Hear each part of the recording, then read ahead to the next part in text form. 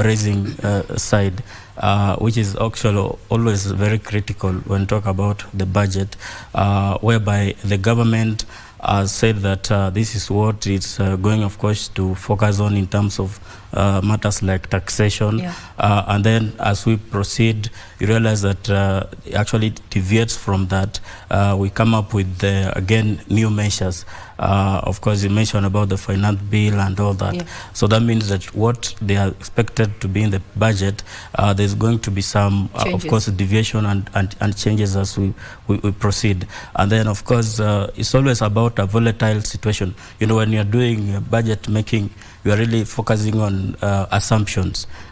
You end up sometimes into a crisis, like the way we talk about the geopolitics, the shocks and all that. Like now, you realize that with the oil issues, the fuel going up, having the Middle East crisis, you are not able now to really have sufficient oil in the country to power the economy. But it's great that, of course, we've had the president and the Aliko Dangote announcing about coming in of a refinery that is 15.0 actually billion USD. So we say that when you have a sure by the oil goes up and you realize that oil is everything, and also there is scarcity. You realize that now the government might not really collect sufficient revenue from that. So then they have to look at increase matters like borrowing, because we've seen with time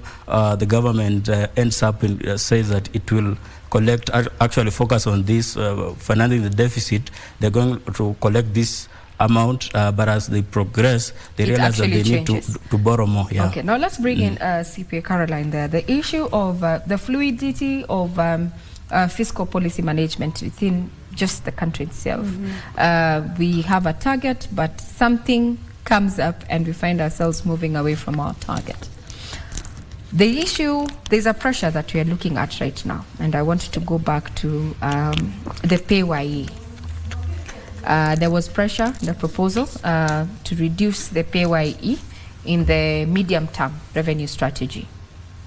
But the CS, immediately as he said it, deviated from it. Now there is much pressure on payroll, because now payroll forms the lion's share of Kenya's revenue collection. We're looking at around 560 billion in the financial year that ended June 2025.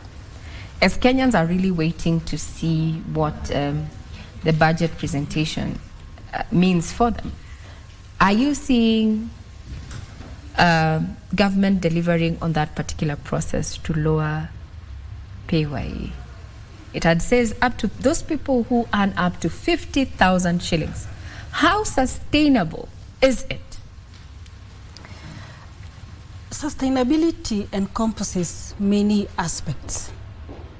We cannot continue increasing taxes for the same, level or category of people who have complied already with taxes. Yes. So what the government needs to is to broaden the tax base, the informal sector. Let them broaden, target the informal sector so that they can be able to collect more taxes, but not to increase taxes for the same category that is already complying.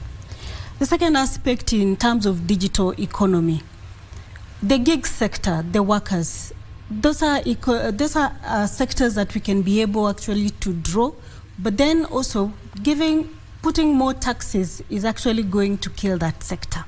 So the government has to look at this budget process not from one perspective. All agencies need to work together so that we can be able to see what each sector contributes this level, and then it is distributed equally, and then taking care of each economic sector to contribute to the GDP. One of the sectors that I'm really now worried about is the micro, small, medium enterprises, MSMEs, that has gotten a cut of up to 35%. This contributes to employment. So how are we going to create job creation? Now, again, when we are creating job creation, if we tap into the digital, and that is something that the government that is looking into, we should be able to earn from it, but also enable that sector to grow. So CPA Caroline, especially now where you're already on the digital services, do you think... Try new Nivea Derma Control Natural Tone with pure hyaluron and vitamin C for soft and even-toned underarms in 2 weeks. To increase the cost, but then it is the cost that we need also to look into. We cannot move from 0 to a certain high percentage. Broadening the tax doesn't mean burdening one sector. As we tax, we also need to look at what is the impact that we are creating. Okay. Now, if you're talking about also impact, because I've also heard you raise the issue of widening the tax base. This has been something that we have said over and over again, and I'd want us to look at one sector. When we say jua kali, the definition of the jua kali sector itself has been a gray area. If you look at who is termed as jua kali, they earn around 500,000 per annum on a minimum. Is that jua kali? Is that the jua kali sector we are targeting? Or who are we targeting when we say widen the tax base? If you were given an opportunity right now, who would you go for? I think the word jua kali is loosely used. Yes, very. Because the gig sector includes the people who work 2 hours, small jobs like boda people, they are in that sector. Professional people who are offering services online, those are also in the gig sector. Are they being taxed? Not only the person who is at Gikomba making that jiko or making those boxes, no, those are not the ones that only contribute to that. And perhaps also we need to modernize the labor laws. Because we're used to, the tradition is you go to the office and work. But if we modernize the labor laws and also the systems, we'll be able to tap into these sectors that people who are offering services online, the freelance people from each and every category, we have dancers, we have creatives, we have the Uber people, we have a broad array of people who are in that sector who are making income. Now, let me touch on emotive sector, and I want to bring in Dennis Liala there. You've mentioned the boda sector. Dennis Liala, do you think the government, where we are right now, would be keen on formalizing and taxing the boda sector? Thank you. For all intents and purposes, yes. Yeah, thank you so much. The boda is, of course, a very critical sector in the country because it's able to at least create jobs for the youth. So you asked a question on whether the government should formalize that. Of course, it's good to ensure that everyone is paying taxes, but then the thing is that if you now expose them to the taxes, are they actually going to continue really earning what, of course, they do on a daily basis actually to support them? Because that has been, they have been evading that because they feel that they are being taxed heavily in other areas, like when talk about the fuel issue, they are normally being taxed when, Okay, I hear you're going to be the devil's advocate in this issue, but if we are going to widen the tax base, I think we need to put in strict measures. Everyone has to be contributing to the pie. I can see CPA Caroline nodding. If you were given an opportunity to just try and rope in or rather widen this tax base, and you've already mentioned like in the gig sector and such, the boda sector has been termed as one of the growing sectors in as far as transport, logistics and courier services is concerned. So it is a low-hanging fruit that seems like a bad apple. We don't want to touch it because, I don't know. If you're given an opportunity, how would you go about it? How would you go about to rope in the boda sector in as far as tax compliance is concerned? In terms of tapping into the revenue, the income that they make, it's actually a collection system. A lot of revenue actually is not collected, even from the county sector. So if you're going to run your boda, you're going to run on the roads that you need them smooth without potholes.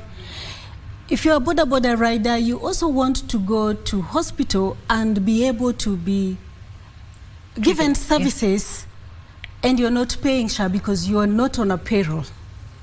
You want public services, you want public goods.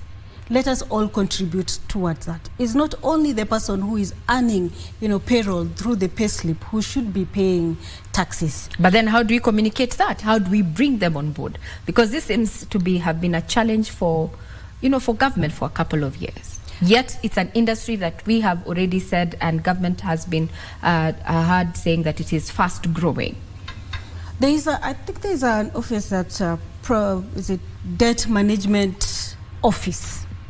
If this office is given the mandate to actually sit and think through, they execute the debt management, they are going to be able to come up with, revenue transformation. What we need is a revenue transformation system. And maybe perhaps look at who are the agencies apart from KRA. How can they be able to collect more revenue?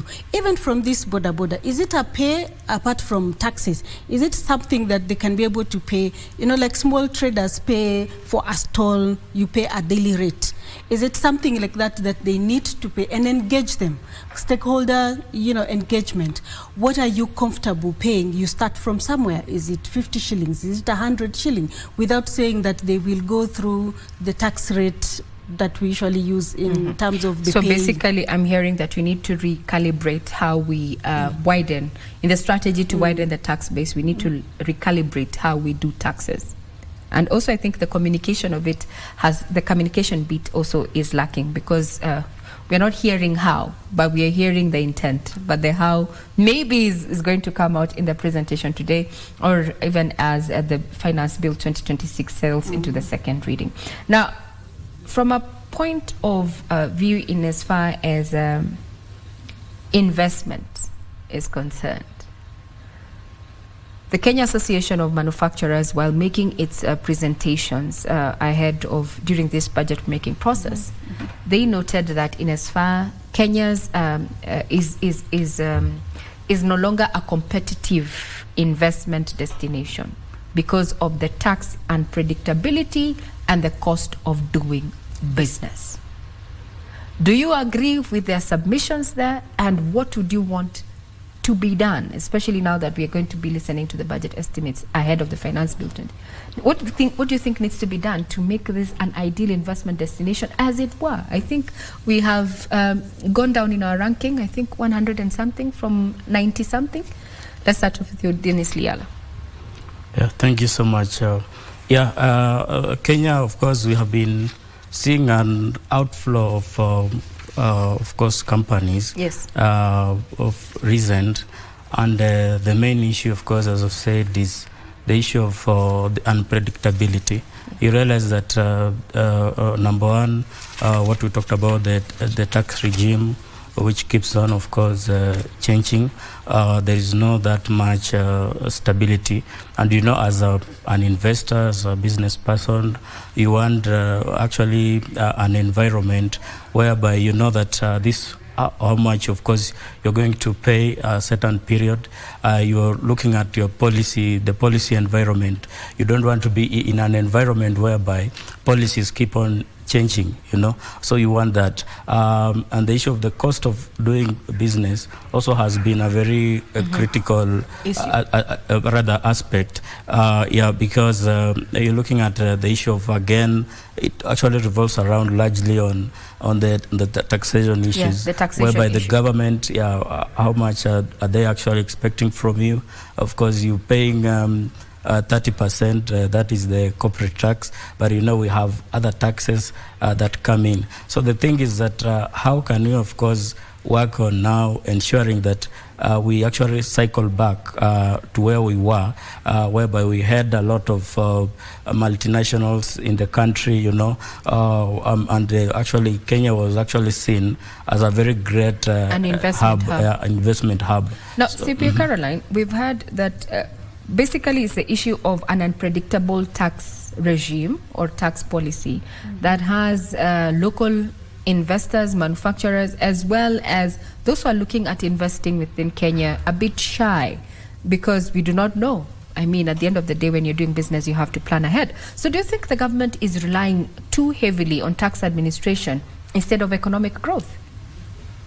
Yes, that has been the cry in terms of taxation and further taxation, instead of building the economy actually to, to grow organically, yes, without actually taking too much from, I would take, for example, now they are mentioning in terms of the manufacturers. When you look at our import versus export, the imports are higher than the export.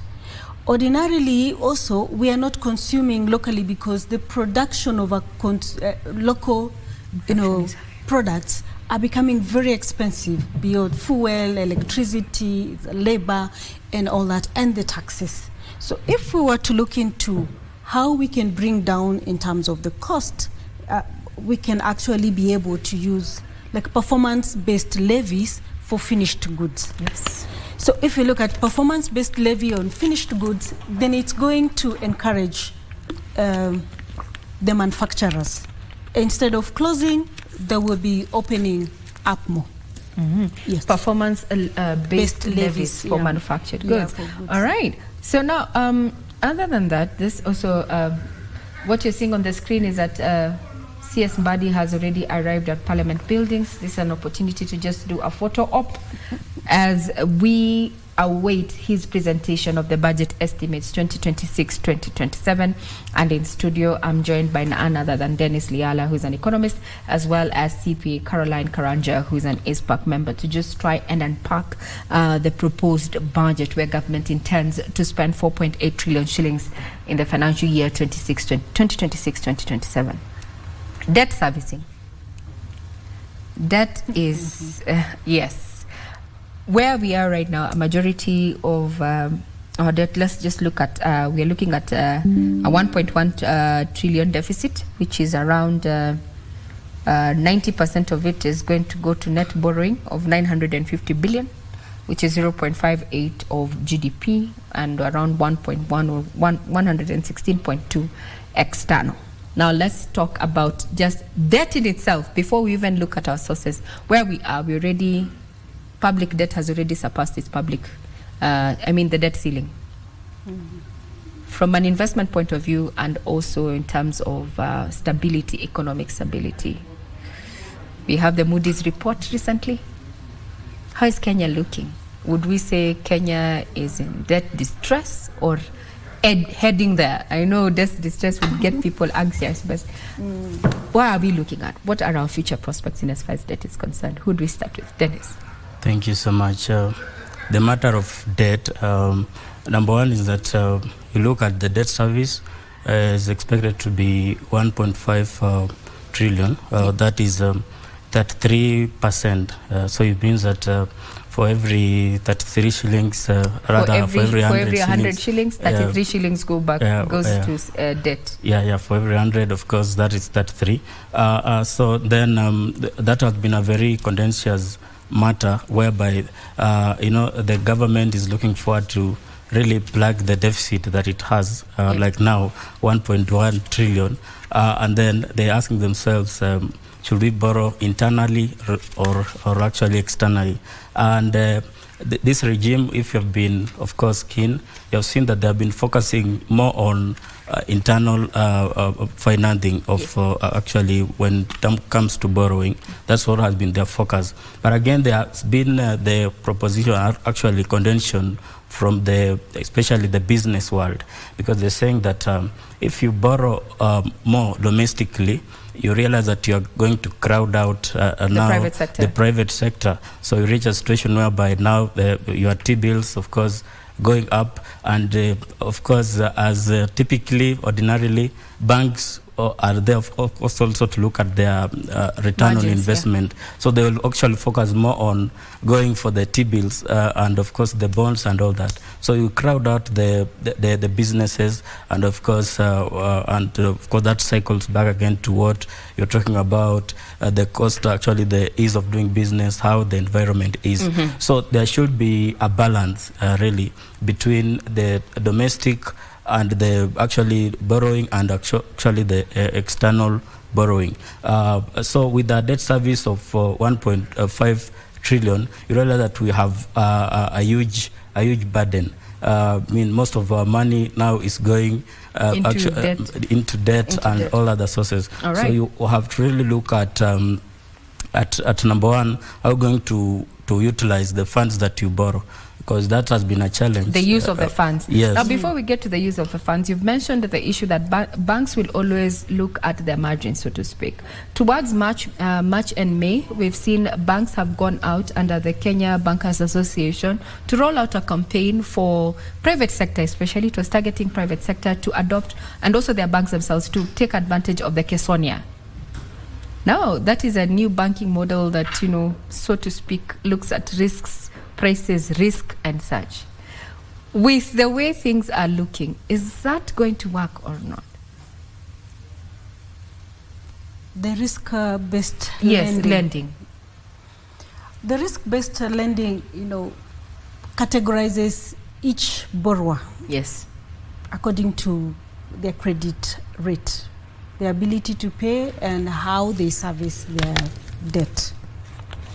For the private sector, we don't have a choice. That is where we borrow from the banks. Yes. But again, you look at the CBK rate, it has continually been dropping. Right now it's at 8.7%. And there is a standard where that banks can be able to add. Yes. So it is not bad. What he has mentioned in terms of the government also competing for the same funds that the private sector that is going for is not good for us, because then it stifles the private sector. But then for the government, because right now we are way above the 55%, which is the threshold in terms of borrowing, is to look at how we can be able to grow the economy. For every shilling that we borrow, what is the return? If what we borrow, there is a return, then we are headed in the right direction. But if we borrow and there is no return for that amount of money of debt, then we are headed for the wrong direction. And then maybe again, we should also slow down the pace so that we are not seeing ourselves at 67.8% of GDP has gone to debt, and the economy size, so we are biting more than we can. I would say we are living beyond our means. 6% of interest rate, 6% of the GDP is going to interest rate. That is money that can actually go to health or education or schools. Yes. But the thing is, how do we balance in terms of that? And I think it's perhaps time we think about the revenue transformation reforms. Revenue transformation reforms. Yes. Yeah. That is something that maybe we could actually, as a country, we need to look into and see how we can be able to generate more revenue and also borrow externally. But also there is a balance between the risk, the cost, because if we borrow externally, the cheap debt is in foreign currency. Yes. Then we have the risk in terms of the fluctuating of the currency. So that balance, and Kenya does not lack experts in terms of doing those balances in terms of all those policies. I concur with you. We do not lack the expertise, who can deal with. But the question is, are they in positions to do something about it? That's a rhetoric. You don't need to answer that. So now, from where you sit, do you think what I'm hearing is that the government needs more revenue to fund the growing budget and repay debt? But now citizens are already under economic strain. So if Wanjiku was to meet you out there, Dennis and Caroline, and asked you from an expert point of view, what is in this budget for me? How would you answer that question? Do you need a minute to think about that? Because we need to tell them if it's what they need to look out for. You ready to go? Dennis. Thank you. What is the need for Wanjiku? For Wanjiku, of course. Number one, of course, I'll tell Wanjiku that the government is really focused on ensuring that agriculture aspect is actually improved, and that is through they have allocated funds go towards matters like the fertilizer subsidy. That's, I believe, the government is going to proceed with that. We have been seeing fertilizer prices having been dropped to 2,500 Kenya shillings. The normal ones going to around 6,000 Kenya shillings. So that's what, number one, I'll tell them, because most of them are depending on agriculture, especially in the local areas. Another thing, of course, I'll talk to them about the health, which is very critical for them. The matter of SHA, they want to see SHA working and all that. So you look at the health. Also, the government has really focused on of course, how it can be financed and how it can be actually be able to work. So another thing is about the infrastructure again, which is very important, because most of them are keen on roads.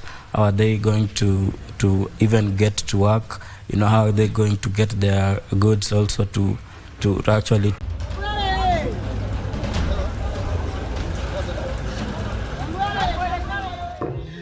We all don't like having to wait in long queues or for a long time just to get the service that you want, right? Here, look. These two frames have the exact same prescription, only that one is a thinned down version that I was able to get from Jaff's Optical House in 24 hours. This is a service that is exclusively available at Jaff's, and previously I would have had to wait for up to 2 weeks just to get a thinner version of my high prescription. And when I say high, I mean high prescription lenses. This is your sign to visit Jaff's Optical House. So stop wasting your time. Stop wasting a good time. Because that is where you go wrong. Fee providers, like I would say, audit services.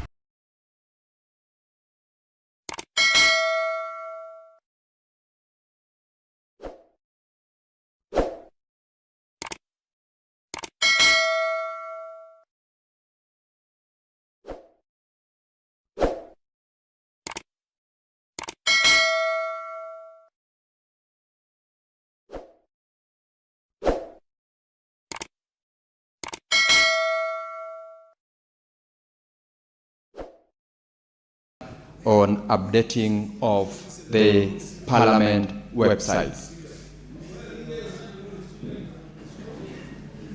Senator Wakoli, Senator Mofire,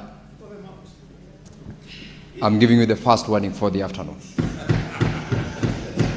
Now, Honorable Senators, I have a communication to make relating to an ongoing upgrade of the parliamentary website.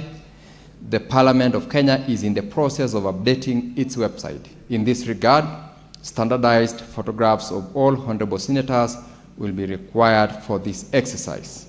A professional photographer has been engaged and will be stationed outside the Senate chamber today, Thursday, the 11th of June 2026, and Tuesday, 16th of June 2026, from 2:30 p.m. to facilitate this exercise. Honorable senators are requested to avail themselves at their earliest convenience within this period to have their photographs taken. I thank you. Take note of that requirement. Next order. Order number 3, messages.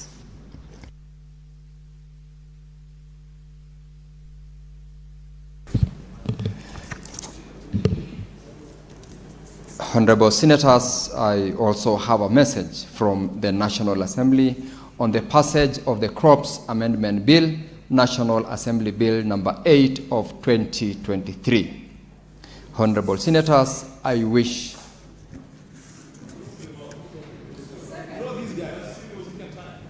Senator Wakoli, I will ignore Senator from Kirinyaga, but for you, second and last warning of the day. I wish to report to the Senate that pursuant to Standing Order 46.3 and 4, I have received the following message from the Speaker of the National Assembly regarding the approval by the National Assembly of the Crops Amendment Bill, National Assembly Bill number 8 of 2023. The message, dated Wednesday, 3rd of June 2026, was received in the office of the Clerk of the Senate on Wednesday, 9th of June 2026. Pursuant to Standing Order 46.4, I now report the message. Pursuant to the provisions of Standing Orders 41.1 and 142 of the National Assembly Standing Orders, I hereby convey the following message from the National Assembly. Whereas the Crops Amendment Bill, National Assembly Bill number 8 of 2023, was published by Kenya Gazette Supplement number 30 of 15th March 2023 as a bill seeking to amend the Crops Act, Cap 318, to include a short marangi as a scheduled crop.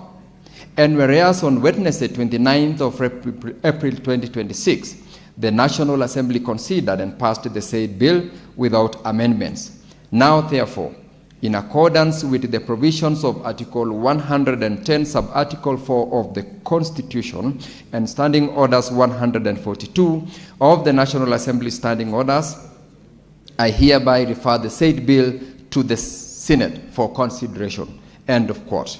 Honorable Senators, pursuant to Standing Order 163, which requires that a bill which originates in the National Assembly be proceeded with by the Senate in the same manner as a bill introduced in the Senate by way of first reading in accordance with Standing Orders 144, I direct that the Crops Amendment Bill, National Assembly Bill number 8 of 2023, be listed in the order paper to be read a first time. I thank you.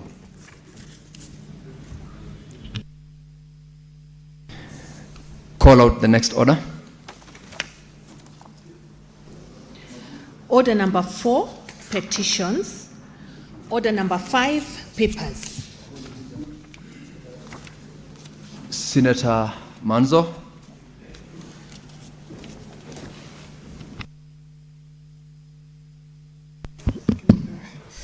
Mr. Speaker, sir, I beg to lay the following paper on the table of the Senate today, Thursday, 11 June 2026.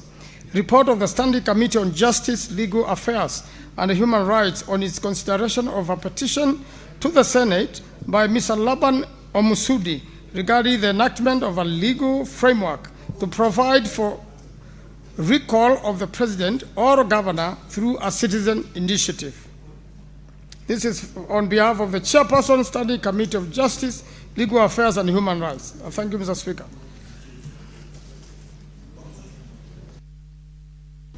Next order. Order number 6, notices of motion. Senator Manzo, once again. Mr. Speaker, notice of motion.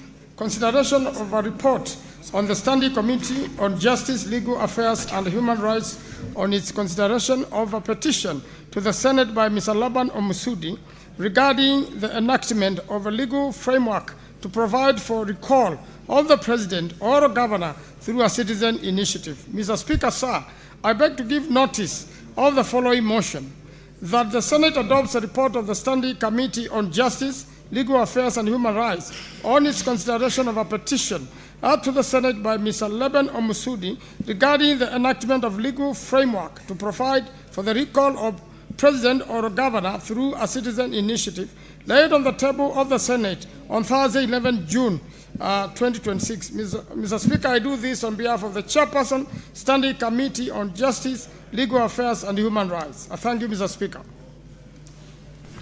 Thank you, Senator Manzo. Call the next order. Order number 7, questions and statements.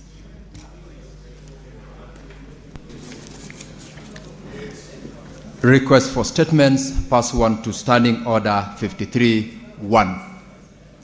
Senator Okia Omtata.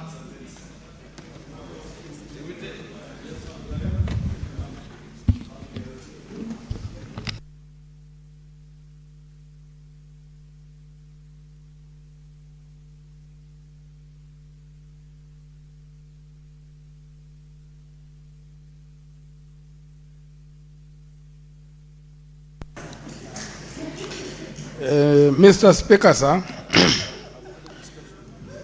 I have a request for a statement on non-disclosure of beneficial ownership in Kenya Pipeline Company. Mr. Speaker, sir, I rise pursuant to Standing Order 53, Clause 1, to seek a statement from the Standing Committee on Energy on a matter of national concern regarding the ownership structure and the beneficial ownership disclosure of shareholders in Kenya Pipeline Company. Mr. Speaker, sir. Honorable Senator's order allows Senator Omtata to be heard in silence. If you must consult Senator Chemitei, Senator Chemitei, the Kenya Pipeline Company. Please consult. The Kenya Pipeline, Mr. Cheriot seems to have had some heavy lunch, so he's looking for ways to keep awake by interjecting all the time. Mr. Speaker, sir, the Kenya Pipeline Company is a strategic national asset central to the transportation, storage, and management of petroleum products, vital to Kenya's energy security and economic stability. The recently released KPC Initial Public Offering, IPO. There's a cabinet secretary or cabinet secretaries in the house, you never know what Mwengi Mutusa could be planning.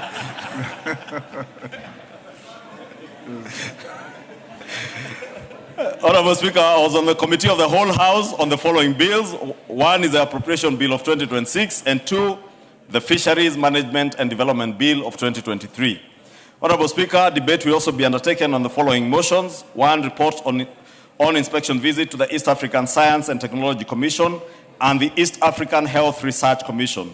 Two is report of the Kenya delegation to the 151st Assembly of the Interparliamentary Union, IPU, and related meetings. Three is a second report on the status of reports on petitions and resolutions.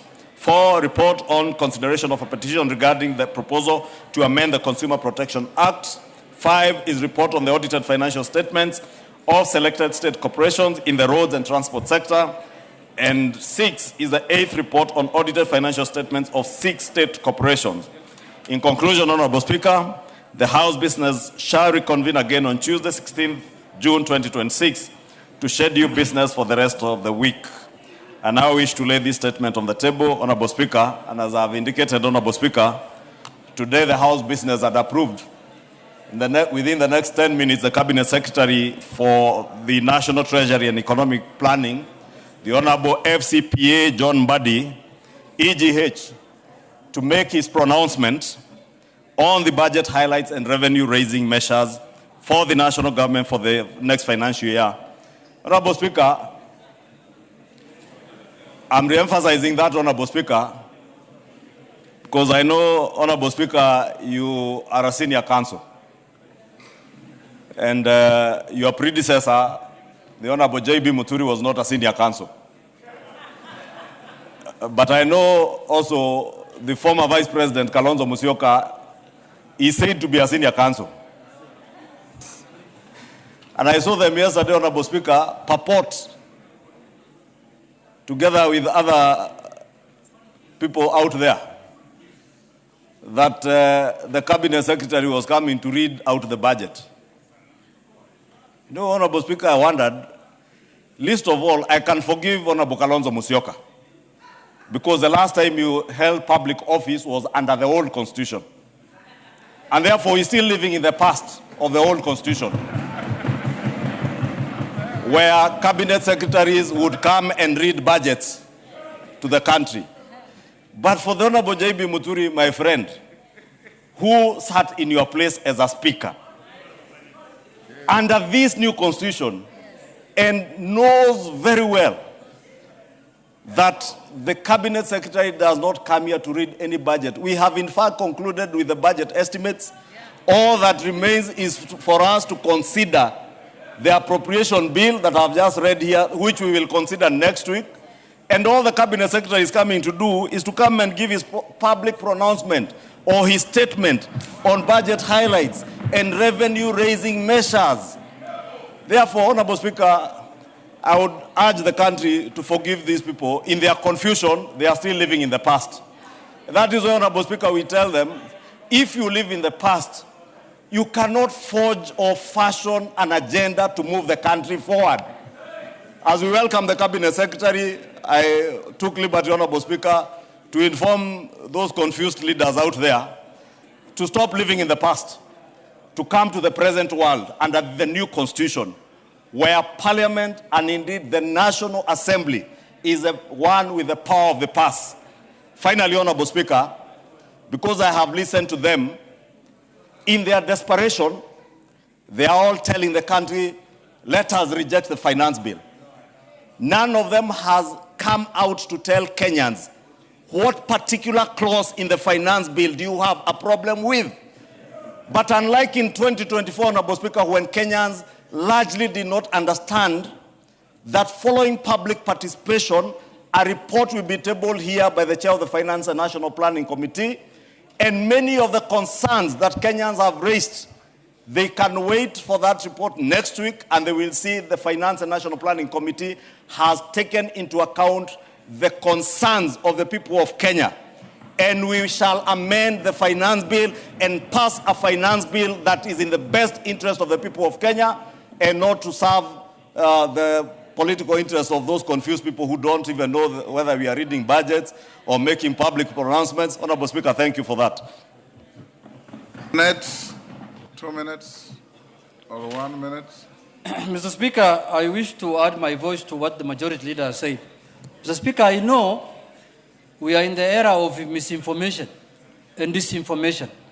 But Mr. Speaker, when that misinformation is coming from high level, senior members of the society, some of them who have been speakers in this house, Mr. Speaker, then it is worrying. Mr. Speaker, I heard the former speaker saying this is the first time a budget is being read when the president is not around. The last president who attended this house when we were reading budget was Mwai Kibaki, Mr. Speaker, under the old constitution. Looks like these people don't know what's happening in the country, Mr. Speaker. Mr. Speaker, I think they have no agenda to tell Kenyans, so they are scavenging for anything. Even when the president travels is a problem to them, there's a minister in charge of treasury who should come to the house and read the budget, not the president, Mr. Speaker. Mr. Speaker, secondly, who is an expert? Mr. Speaker, secondly, they have spoken about the finance bill. First, they said that the finance bill has a clause that says all freehold titles will be changed to leasehold titles. That lie has been demystified. Now they have nothing else to say.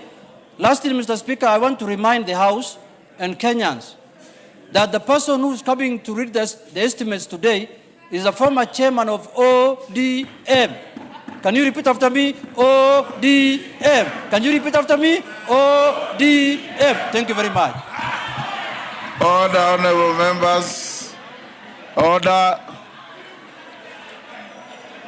Junet, you are out of order for conducting an illegal choir on the floor of the House. Honorable members, order. Order. Order. Honorable members, for avoidance of doubt, the point made by Honorable Junet and Honorable Ichungwa, the President of the country is under no obligation to attend Parliament on the day when the Cabinet Secretary for Treasury and Planning comes not to read a budget, but to make a statement and give to the country his revenue-raising measures. Indeed, if the President chose to come, which he can, he will sit in the Speaker's row.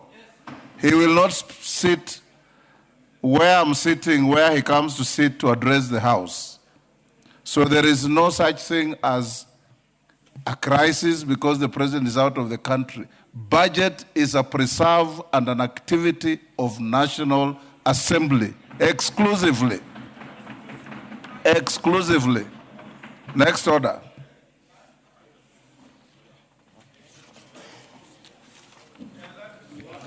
Order number 8, motion. report of the Committee of the Whole House on its consideration of the Agricultural and Livestock Extension Services Bill, Senate Bill number 12 of 2022. Question to be put and that reading. Members on their feet, take your seats. Honorable Kainan, take your seat.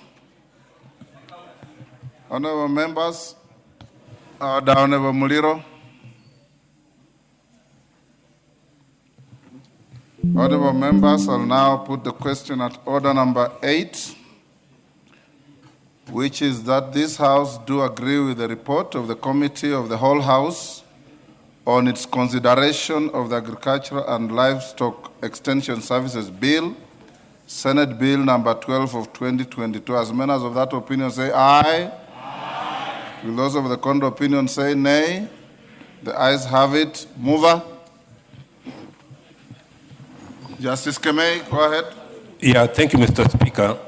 On behalf of the chairman of the Agriculture Committee, I beg to move that the Agricultural and Livestock Extension Bill, Senate Bill number 12 of 2022, be now read a third time. I also request Honorable Susan Ngugi to second. Thank you, Mr. Speaker. Susan. Mr. Speaker, sir, I second. Thank you. Members on their feet, Ndengu, take your seat. Honorable members, I now propose the question at order number 8, which is that the Agricultural and Livestock Extension Bill, Senate Bill number 12 of 2022, be now read a third time. Do I put the question? Honorable members, I now put the question at order number 8, which is that the Agricultural and Livestock Extension Bill, Senate Bill number 12 of 2022, be now read a third time. As members of that opinion say aye. Aye. Will those of the contrary opinion say nay? The ayes have it. A bill for an act of parliament to provide for agricultural and livestock extension services, establish the agricultural and extension service, and for connected purposes.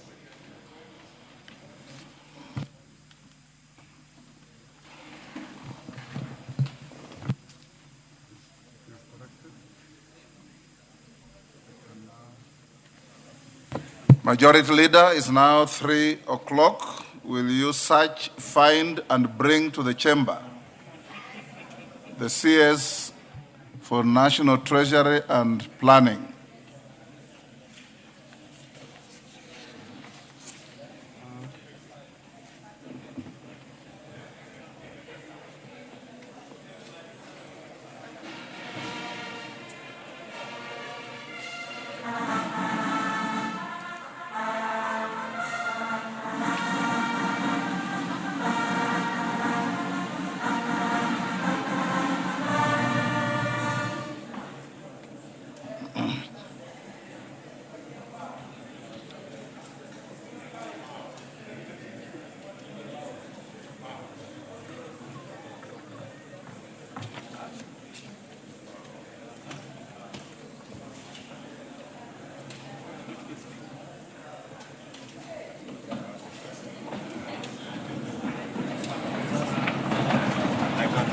Yes.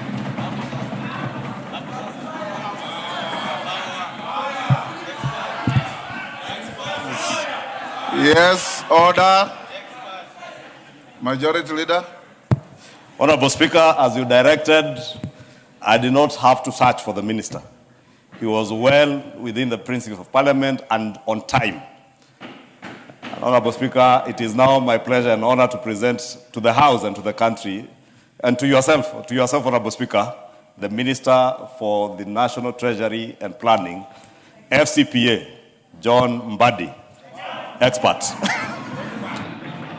Hold on, Minister. Take your seat. Honorable members, I have a short communication in relation to this agenda on order paper.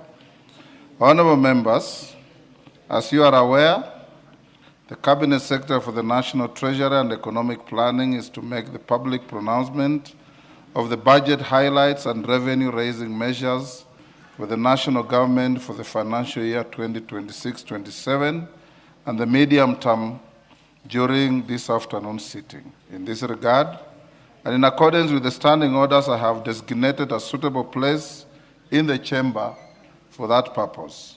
Honourable members, it is in the tradition of this House to recognize invited guests seated in the galleries of our hallowed chamber. I therefore wish to recognize the presence of the following members of the Cabinet. Honourable Kipchumba Murkomen, EGH, Cabinet Secretary for Interior and National Administration. Honourable Geoffrey Ruku, Cabinet Secretary for Public Service, Human Capital Development and Special Programs. Honourable Soipan Tuya, EGH, Cabinet Secretary for Defense. Honourable Alice Wahome, EGH, Cabinet Secretary for Lands, Public Works, Housing and Urban Development. Honorable Aden Duale, EGH, Cabinet Secretary for Health and Majority Leader Emeritus of this House. Honorable Julius Migos Ogamba, EPS, Cabinet Secretary for Education. Honorable Mutai Kagwe, EGH, Cabinet Secretary for Agriculture, Livestock Development, a former colleague of mine in the Senate and my yearmate at the University of Nairobi. The Honorable Salim Mvuria, EGH, Cabinet Secretary for Youth Affairs and Sports. The Honorable Opio Wandai,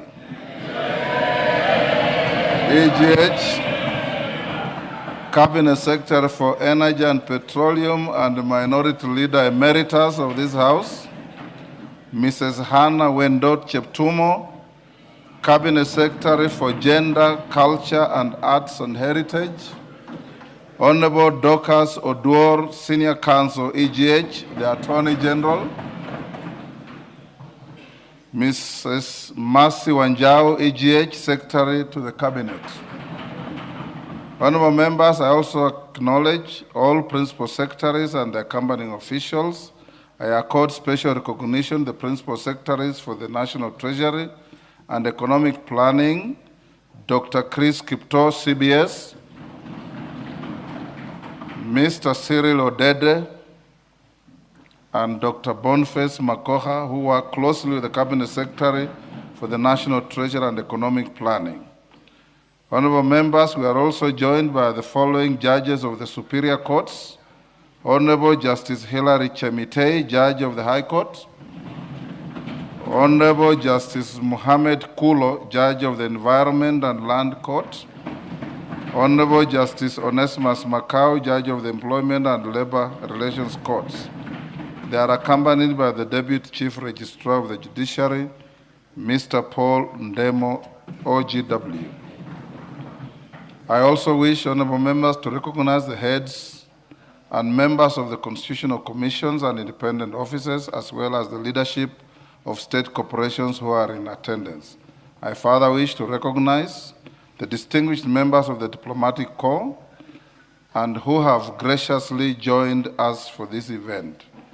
I also acknowledge the presence of the chairperson of the Council of Governors, His Excellency FCPA Ahmed Abdullahi, EGH, Governor of Wajir County. Honorable members, on behalf of the House, I extend a warm welcome to all our invited guests. The National Assembly is honored by your presence on this auspicious occasion. Your continued partnership and support to the work of Parliament is duly noted and valued. Honorable members, I now interrupt the business of the House to allow Honorable FCPA John Mbadi, EGH, the Cabinet Secretary for the National Treasury and Economic Planning, also former leader of the minority party in the National Assembly, to make public pronouncement of the budget highlights and revenue-raising measures for the national government for the financial year 2026-2027 and the medium term. The Cabinet Secretary for the National Treasury, Honorable FCPA John Mbadi, EGH, you may now proceed with your afternoon job.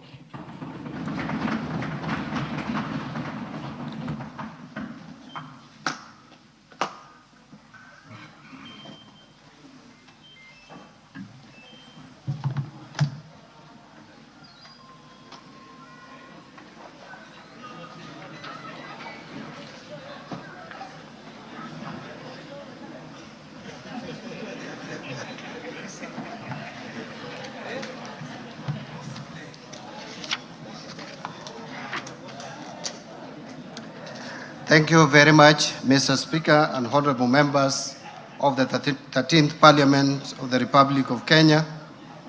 Mr. Speaker, it is my honor and privilege to present to this august House and to the people of Kenya the budget statement for the financial year 2026-2027. I make this statement in fulfillment of the requirements of Section 40 of the Public Finance Management Act, Cap 412A, and Standing Order number 241 of the National Assembly. Mr. Speaker and honorable members, this is the first budget since the passing of the late Right Honorable His Excellency Raila Amolo Odinga, who is fondly remembered as a patriot and national hero, and who steadfastly championed economic justice, democracy, and equal opportunity for all Kenyans. His legacy continues to inspire and guide us as we transform Kenya into a newly industrialized and middle-income economy. In honor of his immense contribution to our country, I would politely request and invite members of this esteemed House to observe a moment of silence, which will take 1 minute. Members be upstanding. Guests in the galleries be upstanding.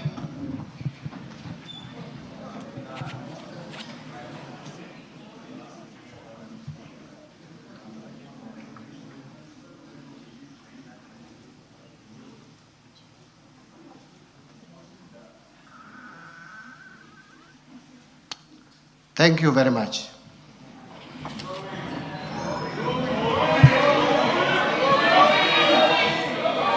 Mr. Speaker, the Right Honorable Raila Amolo Odinga was a key partner to His Excellency the President, Dr. William Samoei Ruto, in the broad-based arrangement.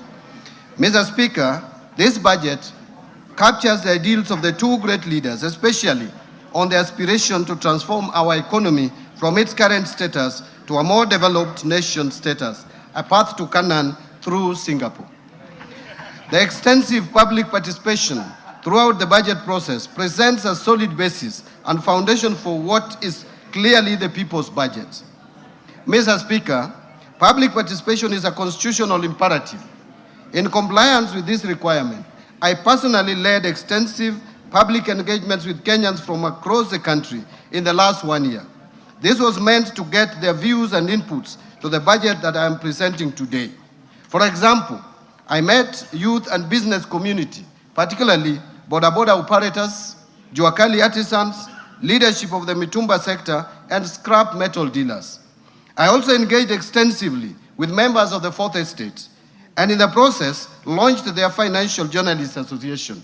Additionally, I traveled to various regions and conducted numerous regional dialogues. These include Kilifi in December 2025 for the Coastal Region Dialogue, Migori in Nyanza, Kakamega in Western, and Eldoret and Nakuru in Rift Valley regions in the month of January 2026. Mr. Speaker, in February 2026, I traveled to Kiambu and Meru counties, while in May 2026, I met the youth and the business community from Kajiado and Nairobi regions. The month of May and June 2026 have been very intense in terms of engagement. Mr. Speaker, besides these regional dialogues, I joined Bunge la Mwananchi community at Jivanji Gardens, Nairobi, and Gumzo la Uchumi Mashinani in Busia County for conversation with faith-based organizations in May 2026. I have also, on numerous occasions, appeared in a number of television stations expounding on what we are doing and what we intend to do as a government. Further, in the same month of May 2026, I returned to my alma mater, the University of Nairobi, where I had a dialogue with comrades at the Chandaria Auditorium. Mr. Speaker, in my engagements with Mwananchi, I walked into a couple of shops to directly engage with the mobile phone dealers on the proposed tax changes, that is the excise duty on mobile phones. Additionally, last Thursday, 4th of June 2026, I joined a panel of eminent professionals on the Citizen Digital X-Space in unpacking the Finance Bill 2026. The eminent professionals included FCPA Professor Elizabeth Kalunda, the chairperson of Institute of Certified Public Accountants of Kenya, Mr. Fred Kimodo, Deloitte Tax Policy Lead, Mr. Raymond Molenje, the Chief Executive Officer, Kenya Bankers Association, Mr. Tobias Alando, who is the Chief Executive Officer of Kenya Association of Manufacturers, and Mr. Kwame Owino, the Chief Executive Officer, Institute of Economic Affairs. A total of 15,847 Kenyans tuned in, while live listeners topped 14,249. Mr. Speaker, the message from Kenyans across the country, from our rural villages to our bustling towns and cities, the ordinary Mwananchi is clear and consistent in their messaging. They have genuine expectations from the government. Kenyans want an economy that works for them, an economy where the cost of living is manageable, where opportunities for employment and businesses are expanding, and where the benefits of economic growth are shared widely across society. Mr. Speaker, Wananchi want to see a government that listens to their concerns and responds with policies that promote opportunity, fairness, and prosperity. They want to see a government that protects their livelihoods, a government that supports farmers and small businesses, empowers the youth and women, and ensures that public resources are used prudently and transparently. Above all, the people of Kenya want assurance that their hard-earned taxes will translate into tangible improvements in their daily lives. Mr. Speaker, the main feedback from all these engagements was that the government should reduce the overall cost of living by lowering the tax burden on essential commodities, tame wastage of public resources, and decisively deal with corruption. Mr. Speaker, among the concerns and anxieties raised by Kenyans is the fear of potential outbreaks of infectious diseases, including Ebola, given the reported cases in some countries within the region. And so, Mr. Speaker, I wish to underscore that while Kenya is currently free of any confirmed Ebola virus disease, the government has activated the National Ebola Incident Management System to coordinate surveillance and response. Already, enhanced screening is taking place at all the points of entry, especially the airports and border points. The government has, in the meantime, trained over 1,000 health workers and put together a reserve team of 241 experts in epidemiology, laboratory services, and emergency response who remain on standby for rapid deployment. The government has also designated isolation and treatment facilities across the country, including at Kenyatta National Hospital and the National Police Service Hospital. The Ministry of Health is working closely with regional and international partners, including the World Health Organization, Africa CDC, IGAD, and the East African Community on this matter. Mr. Speaker, these efforts are further supported by our development partners. Already, the government of the United States of America has committed approximately $13.5 million towards health security interventions, including disease surveillance and emergency preparedness.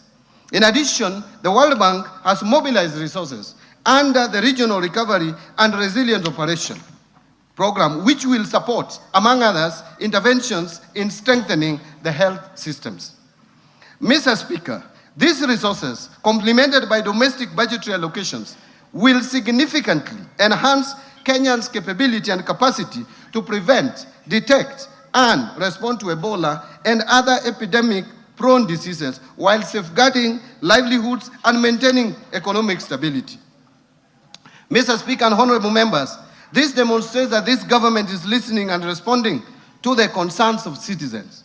On other concerns Kenyans raised with me during the public engagements I highlighted above, I will be elaborating on intervention that the government is putting in place to cushion Kenyans and improve their livelihoods. Mr. Speaker, the budget for financial year 2026-2027 will prioritize various interventions under the bottom-up economic transformation agenda that promote private sector-led growth, expand employment opportunities, and enhance delivery of public services while preserving fiscal sustainability and building resilience against emerging economic challenges. Mr. Speaker, this budget is being presented at a time of heightened global uncertainty arising from the ongoing conflict in the Middle East. The conflict has disrupted global commodity markets and supply chains, weakened investor confidence, and tightened financial conditions. These developments have heightened risks to growth and inflation, increased pressure on public finances, and created uncertainty in global markets. For a developing economy such as Kenya, the impact is being felt through higher pump prices following a steep increase in global oil prices from an average of US $63.06 per barrel in February 2026 to US $94.4 per barrel by end of May 2026. In addition, tighter financing conditions, weakening export demand, slower investment flow, and rising cost of living continue to exert pressure on economic activities. Yet, even in this environment, new opportunities are emerging. Countries that strengthen competitiveness, deepen regional integration, and build resilient productive capacity will be the ones that will thrive.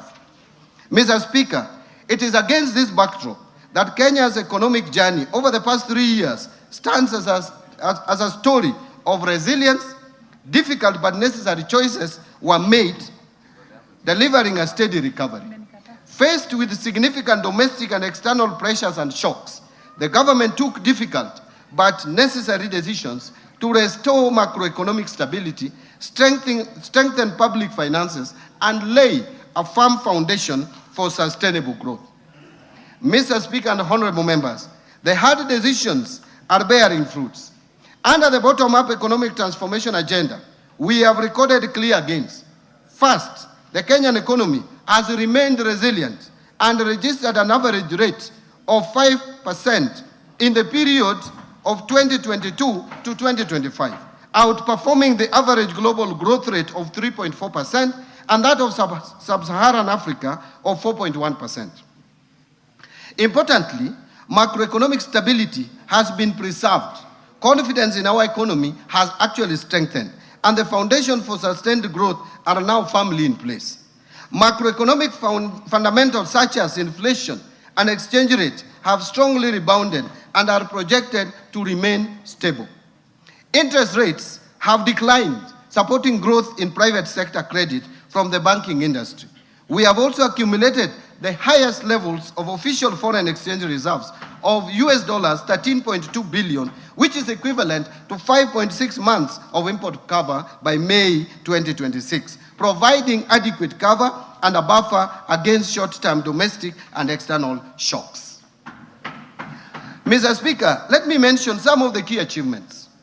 Since the rollout of BETTER, or Bottom-Up Economic Transformation Agenda, the agriculture sector has registered key gains that include the following: reduced fertilizer costs through government subsidy programs, increased marketed agricultural production, expanded food security interventions, and strengthened farmer support services targeting both smallholder and commercial farmers.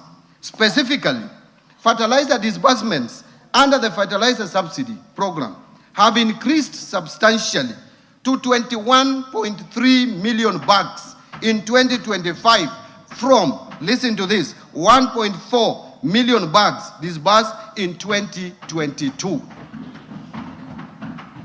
While the cost of a 50-kilogram bag of fertilizer declined from 7,500 shillings per bag to 2,500 shillings per bag.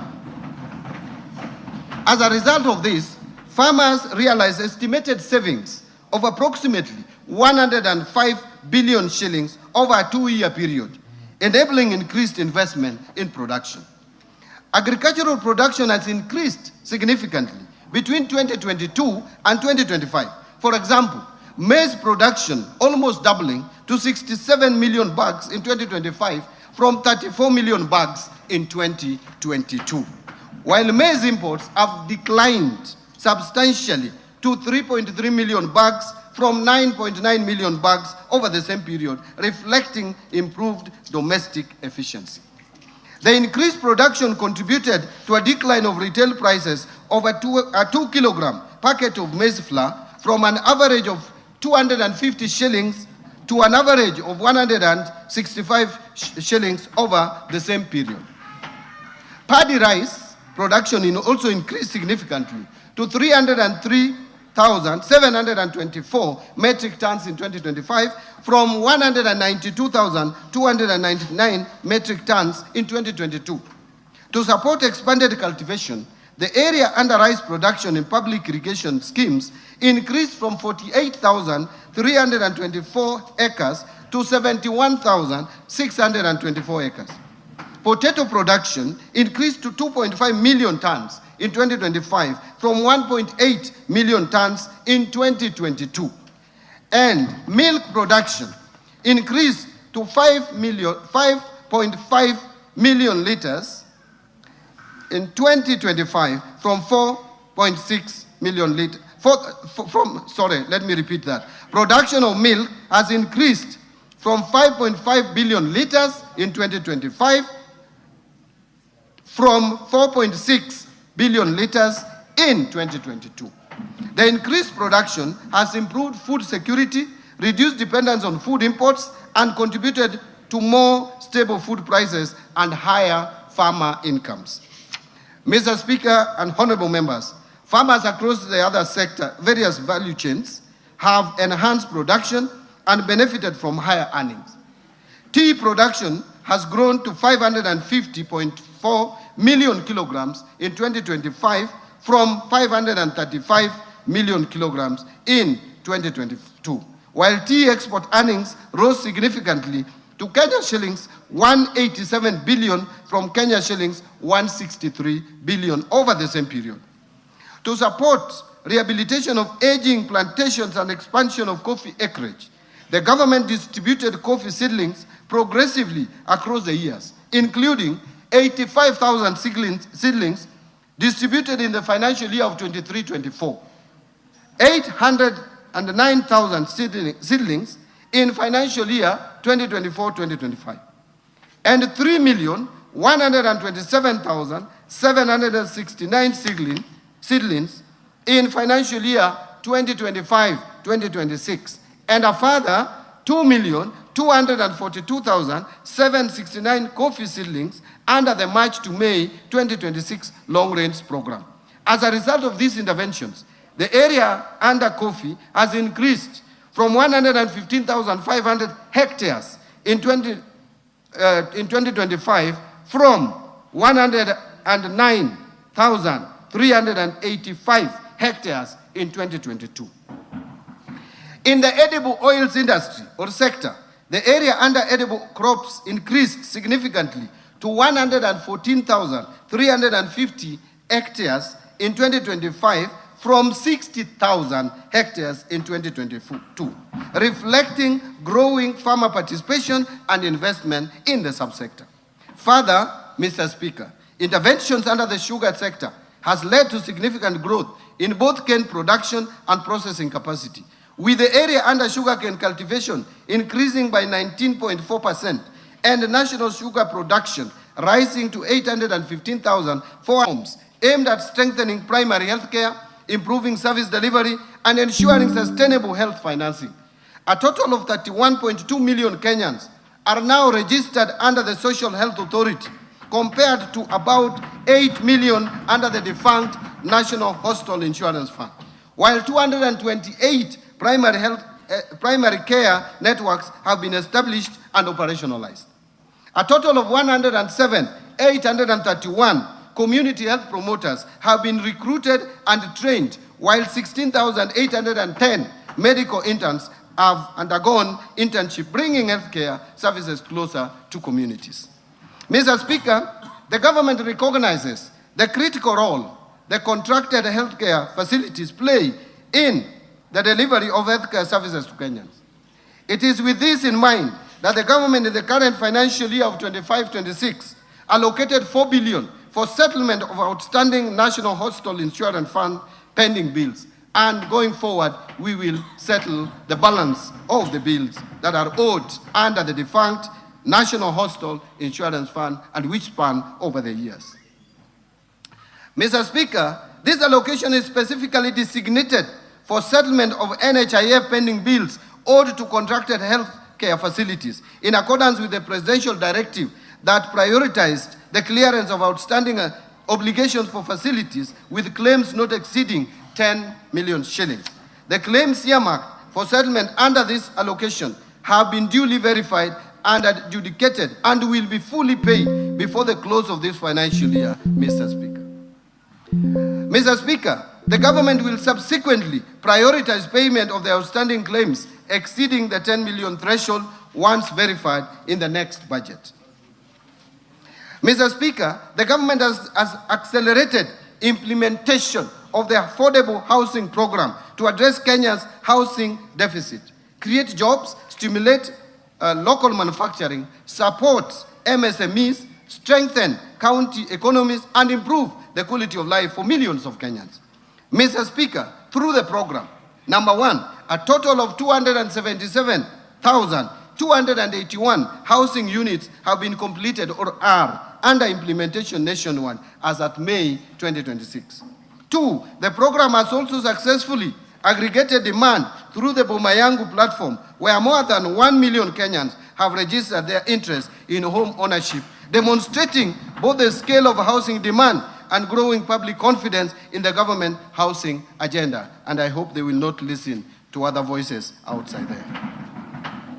Number three, to improve living conditions for students and support the expansion of higher education, the government has packaged 177,686 students' beds for development across universities, while 22,512 institutional housing units are under construction for our disciplined forces, teachers, healthcare workers, and other public servants.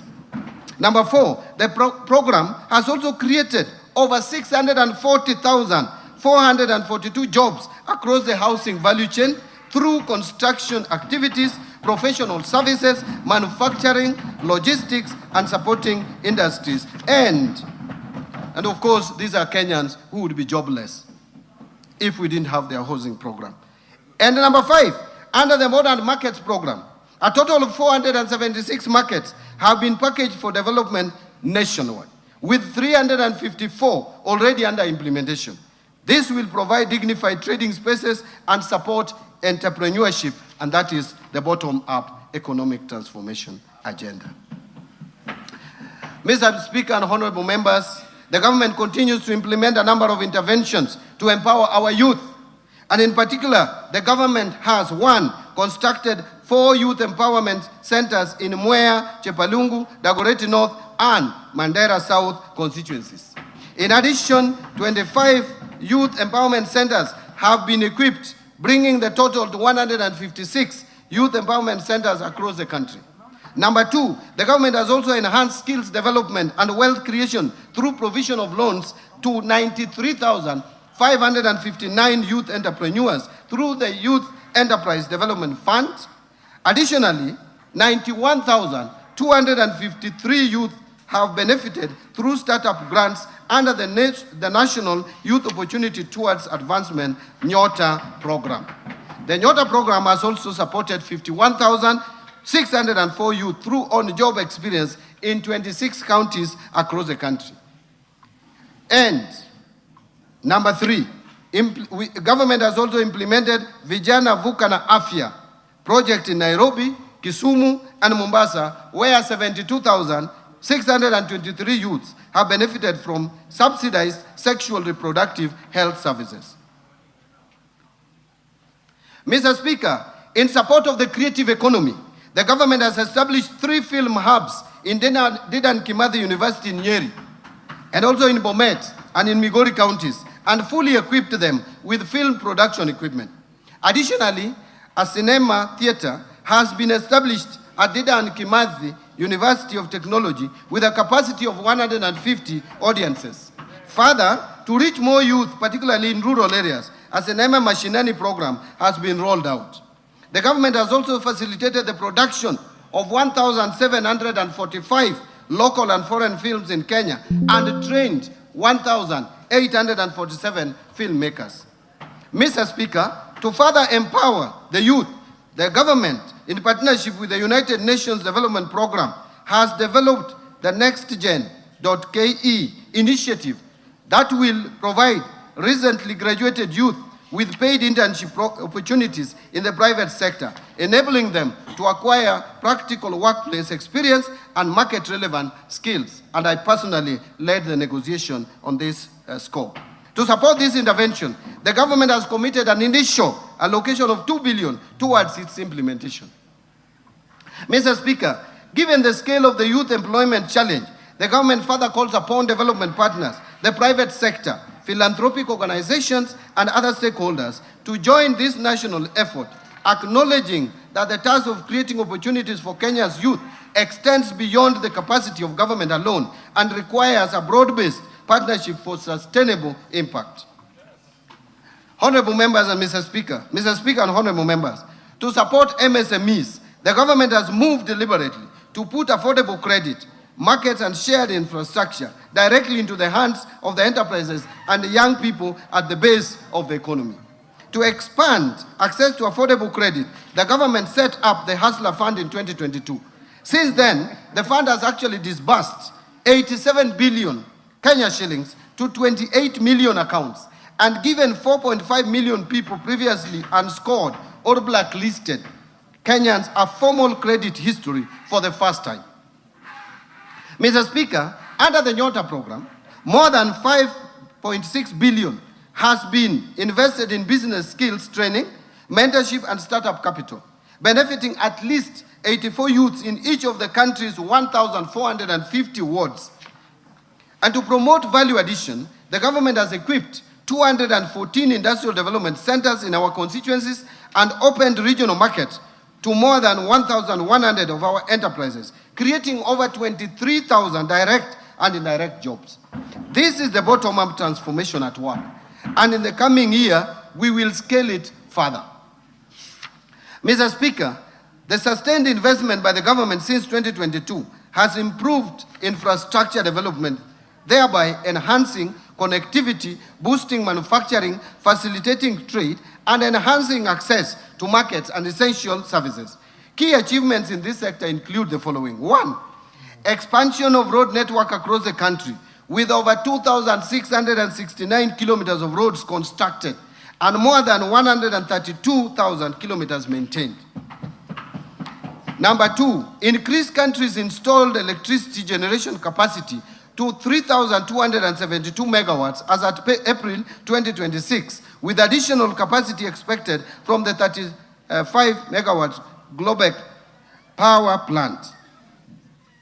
To improve energy security and reliability, the government has modernized substations, strengthened the national grid, reduced system losses, and enhanced regional power interconnections. As a result, 73.45 kilometers of transmission lines and associated substations were constructed, while 200 kilometers of transmission lines were energized, including the Lesos, Kabarnet, Kitui Wote, and Sondu Homa Bay lines. In addition, 330 kilometers of distribution lines and 7 associated substations were also completed. Mr. Speaker, during the same period, access to electricity expanded significantly, with the number of customers connected rising from 8.9 million to over 10.2 million Kenyans. And number 3, industrialization is currently gaining momentum, with 10 county aggregation and industrial parks constructed over the last 3 years to support value addition and create employment opportunities across the counties. Mr. Speaker, we have also invested heavily in critical social sectors and supported the vulnerable in the society. And as a result, a social protection program have been strengthened with 1.2 million vulnerable Kenyans currently supported under the Inua Jamii program, helping to improve household resilience and protect the most vulnerable members of our society. And access to education and skill development has expanded through the implementation of far-reaching reforms across the education sector, including successful implementation of the competency-based curriculum. Number 2, rollout of the student-centered funding model, through which nearly 500,000 university and TVET students have benefited from scholarships and loans based on need and merit. Number 3, recruitment of 100,000 teachers to strengthen teaching capacity and improve learner outcomes, a record in the history of any government in this country. Number 4, timely and consistent release, and I want to repeat, timely and consistent release of capitation funds to support learning in basic institutions. Number 5, construction of over 23,000 classrooms and commencement of 1,600 laboratories in partnership with the National Government Constituency Development Fund, which continues to do a good job and deliver services to this country. Revitalization of technical and vocational education and training, with enrollment increasing from 562,499 trainees in 2022 to currently 825,484 trainees in 2025. Mr. Speaker, access to clean and safe water has improved, with an additional 6 million Kenyans gaining access to water services through investment in key projects, thus enhancing public health and supporting economic activity. This comes as no surprise, considering that Kenya is a leader in designing innovative, paradigm-shifting, locally led climate action. Take the FLOCA program, for example. It has broken the barrier in financing locally prioritized and locally led resilience investments in 1,380 wards across 45 counties, benefiting more than 2.5 million beneficiaries. Mr. Speaker, key among the FLOCA gold standard investments are the 58-kilometer rehabilitation of the Colonial Yatta Canal in Machakos County, a reverse osmosis water treatment facility in Makueni, and the Kolanya water project in Busia County. As a matter of fact, Kenya is the leading beneficiary of the Green Climate Fund, with a total of 37 projects approved and with a portfolio of more than $1 billion, a remarkable achievement that led Kenya's identification as the host of Green Climate Finance Africa Region Office. Mr. Speaker, the government has made strides in the blue economy. Gains made under it includes fish landing sites. 5 coastal counties have modern landing sites under development. Mwape in Kwale, Kenya shillings 255 million. Kidongo in Mombasa, 175 million shillings. Kilifi Central, 275 million.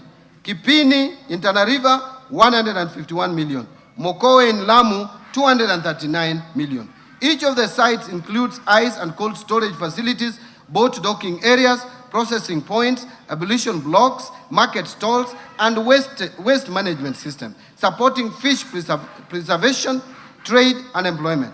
These projects are scheduled for completion by June 2026. Also included in these gains is the lake site. There are 4 fish landing sites, 9 sites along Lake Victoria, including Asat, Ogal, Bumbe, Wichlum, Assembly, Wakula, Mainuga, Nyandiwa, and Gorkachola at 1.49 billion by end of June 2026. Along Lake Turkana is also the Kalokol fish landing site, 182 million. Contractor on site includes docking facilities, cold storage and ice plants, fish processing areas, and market support infrastructure. There is also Lower Engak Fish Market, 185 million. Contractor on site, features cold storage, hygienic market stalls, and processing facilities to support fishers and traders. This is the inclusion that we need in this country. Mr. Speaker, the arid and semi-arid lands in the northern Kenya region has historically been marginalized. And to drive inclusion and transform the region, the government is implementing various interventions targeting infrastructure development and social inclusion program. These include construction of a 750-kilometer northern Kenya gateway corridor that connects 3 expansive counties of Isiolo, Wajir, and Mandera to boost regional connectivity and trade. Under this, there are various ongoing roads that government is implementing with the support of development partners. Mr. Speaker, the government is also implementing various water interventions in the region through drilling and equipping of boreholes, construction of dams and water plants, and expansion of bulk water supply systems. Further, key interventions in the education sector include recruitment of 5,000 teachers in the hard-to-reach areas, integration of alternative learning systems like Duksi or Islamic religious schools and madrasa into formal education framework, construction of low-cost boarding facilities and dormitories in this region, provision of scholarships to protect vulnerable students from dropping out, and implementation of TVETs to equip pastoralist youth with hands-on skills. Finally, Mr. Speaker, devolution has been strengthened through the consistent and timely disbursement of resources to county governments, ensuring continuity in service delivery and implementation of county development programs. Since 2022, funding to county governments has steadily increased, with equitable share to counties increasing from 370 billion shillings in financial year 2022-23 budget to 428 billion Kenya shillings in the financial year 2026-27 budget. Total county allocations that include shareable revenue and additional allocations from the national government allocations, as well as donor proceeds, has therefore increased from 392 billion to 502 billion over the same period. This reflects government's unwavering commitment to safeguarding and strengthening devolution as a key pillar of inclusive national development. Mr. Speaker, while we take pride in these achievements, we cannot afford complacency. Global uncertainty persists, high cost of living continues to affect many households, youth unemployment persists, and climate-related shocks continue to affect livelihoods and production. Mr. Speaker, our task is therefore clear: to solve the many problems facing Kenyans by sustaining targeted interventions and better in order to accelerate job creation for our youth, grow investment and trade, and deepen economic resilience. Accordingly, Mr. Speaker, we chose the theme of the financial year 2026-27 budget as sustaining the bottom-up economic transformation agenda for resilient and inclusive growth amid global uncertainty. This theme aligns with the current challenges and priorities of the government. And Mr. Speaker, as we move forward in implementing the government's transformation agenda, we remain mindful of all the concerns raised by Kenyans on the prevailing fiscal environment and the need for continued prudence in the management of public resources. The current fiscal position that is characterized by narrowing fiscal space calls for careful prioritization and disciplined execution of government programs. Mr. Speaker, let me speak plainly about the fiscal reality we face. Kenya's infrastructure financing deficit stands at approximately $5 billion every year. That's about 650 billion Kenya shillings. Our development budget, while growing, cannot close that gap alone. The era of financing every road, every power line, and every dam through government borrowing and taxation is over. Not because we lack ambitions, but because we have learned from the consequences of that model. Debt finance infrastructure has left us with more debt service obligations that crowd out the very spending our people need most on health, education, and social protection. So, Mr. Speaker, we are going to build better. We are shifting from a model where government borrows to build to enhanced use of the public-private partnership and the recently established National Infrastructure Fund in funding priority infrastructure through private sector finances. That is the foundation on which this government's infrastructure program rests. Mr. Speaker, the Rironi-Nakuru-Mau Summit Expressway stands as proof. Construction of the expressway is now underway, and Kenyans will be driving on a modern 4 to 6 lane expressway once completed. Thank you. What makes this project truly historic is not the speed of delivery, it is how it was financed.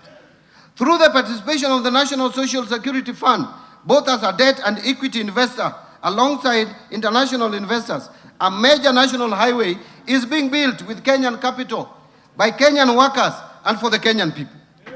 Mr. Speaker, beyond the Rironi-Nakuru-Mau Summit project, the government will continue executing an ambitious infrastructure development plan through the National Infrastructure Fund. The fund will leverage on resources from privatization proceeds from mature national assets to attract private capital, domestic pension funds, and climate finance. Mr. Speaker, the rest of my statement now will present the economic context underpinning this budget, followed by the policy priorities, fiscal framework, expenditure proposals, and taxation measures for the financial year 2026-2027. I now turn to economic policy context, and I want to speak about the global context. Mr. Speaker, this budget, as I said earlier, has been prepared amidst heightened uncertainties associated with ongoing conflict in the Middle East. The conflict has disrupted critical energy infrastructure and major shipping routes, including the Strait of Hormuz, thereby exerting pressure, upward pressure on prices of energy and food. Mr. Speaker, against this backdrop, global growth is therefore projected to slow down to 3.1% in 2026 and 3.2% in 2027, from the average of 3.4% in both 2024 and 2025. Domestic economy. Back home, Mr. Speaker, notwithstanding the challenging global monetary and sound fiscal policies, sustained structural reforms, and the increasing diversification of the economy, which has enhanced its capacity to withstand severe shocks. Mr. Speaker, in 2025, the economy grew by 4.6% compared to a growth rate of 4.7% in 2024.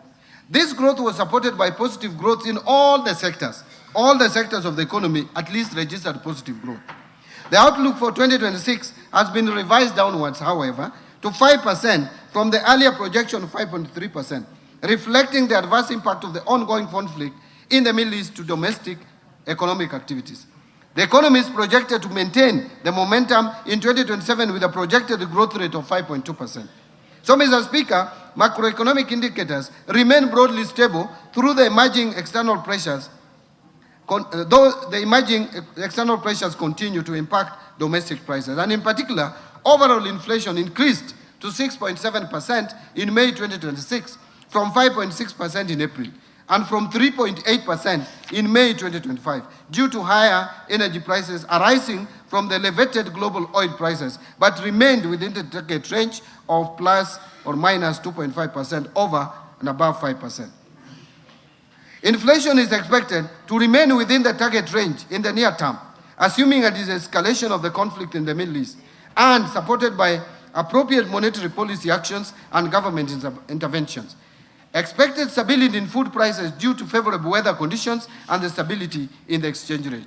Mr. Speaker, in April 2026, the government has deployed targeted stabilization measures to cushion consumers from the full impact of rising global fuel prices.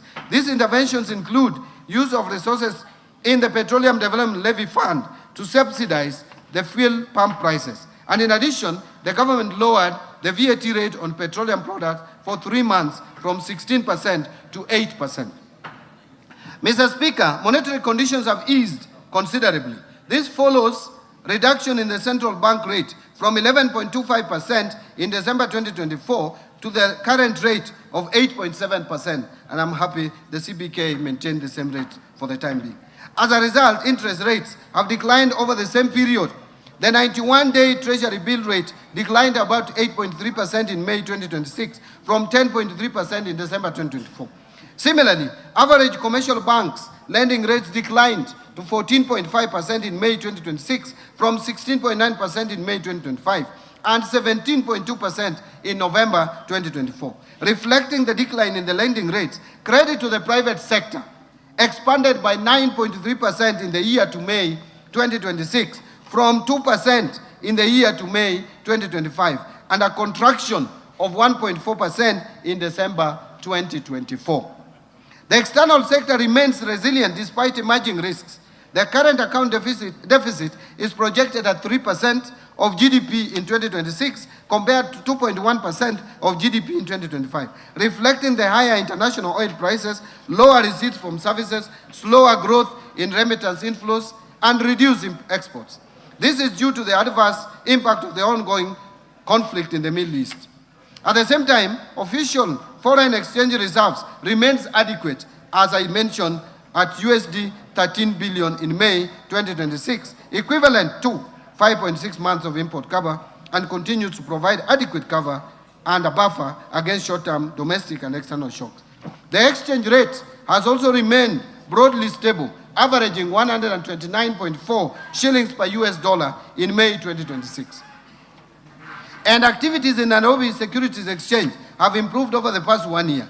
The Nairobi Securities Exchange 20-share index rose by 59.9% to 3,491 points in May 2026, up from 2,183 points in May 2025, while market capitalization expanded by 61.6% to 3,412 billion from Kenya shillings 2.11 billion over the same period, trillion over the same period.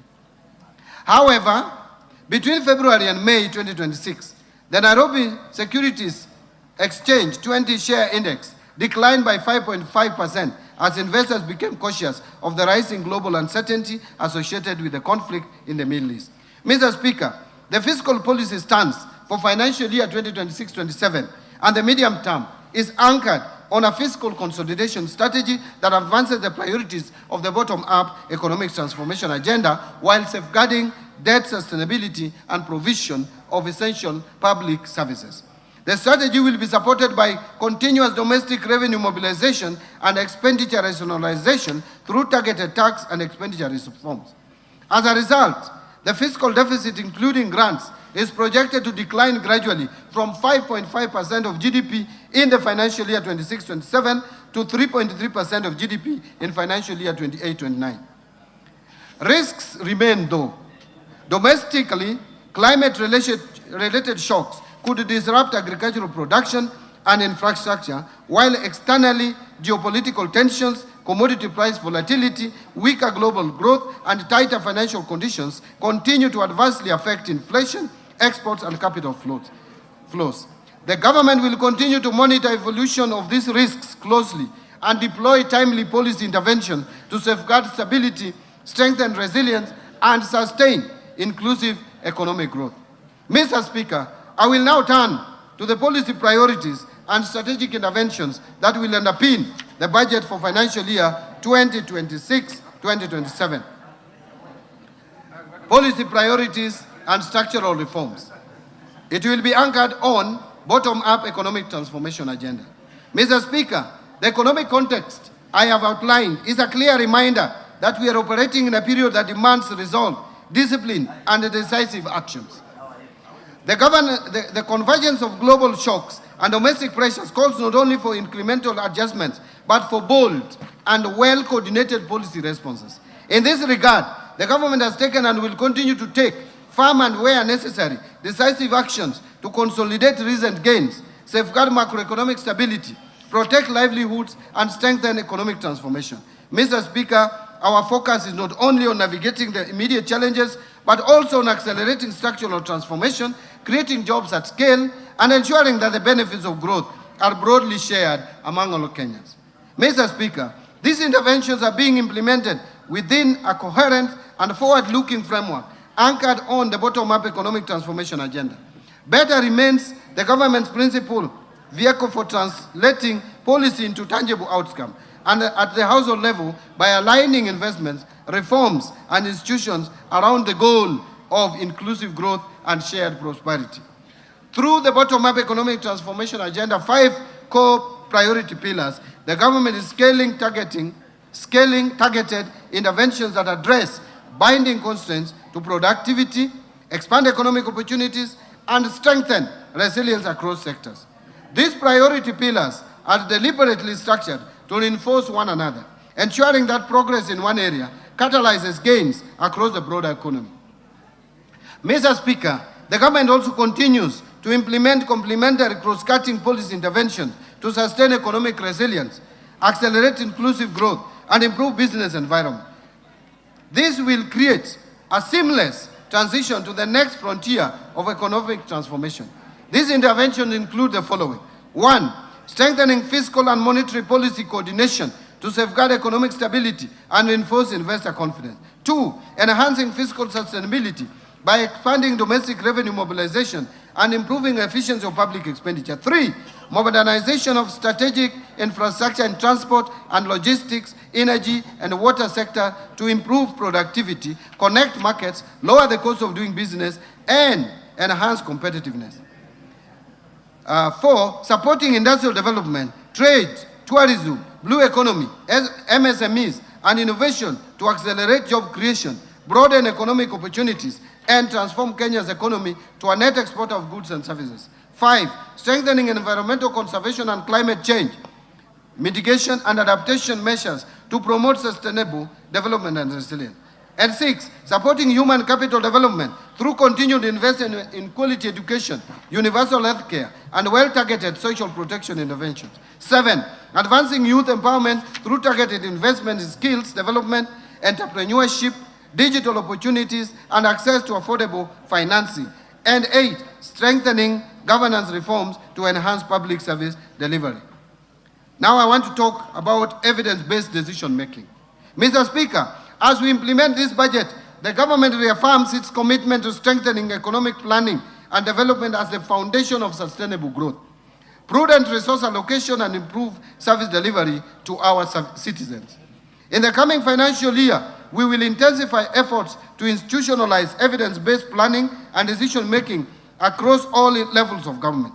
This approach will ensure that public resources are directed to interventions that deliver the highest economic and social returns, aligning with the national development priorities.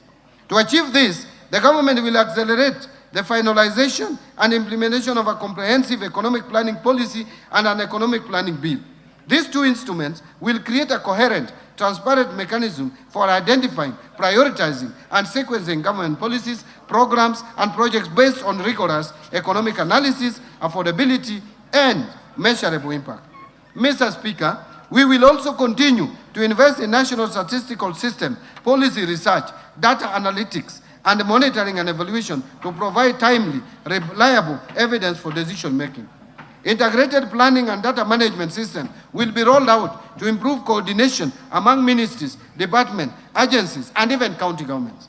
Mr. Speaker, through these measures, we will foster a culture of evidence-based policy making, strengthen public accountability, and ensure that every shilling spent delivers maximum value to the people of Kenya. On the policy and legal and institutional reforms front, Mr. Speaker, to strengthen economic stability, the government continues to roll out targeted structural, institutional, and regulatory reforms to improve the business environment, boost public services efficiency, and reinforce accountability in public finances.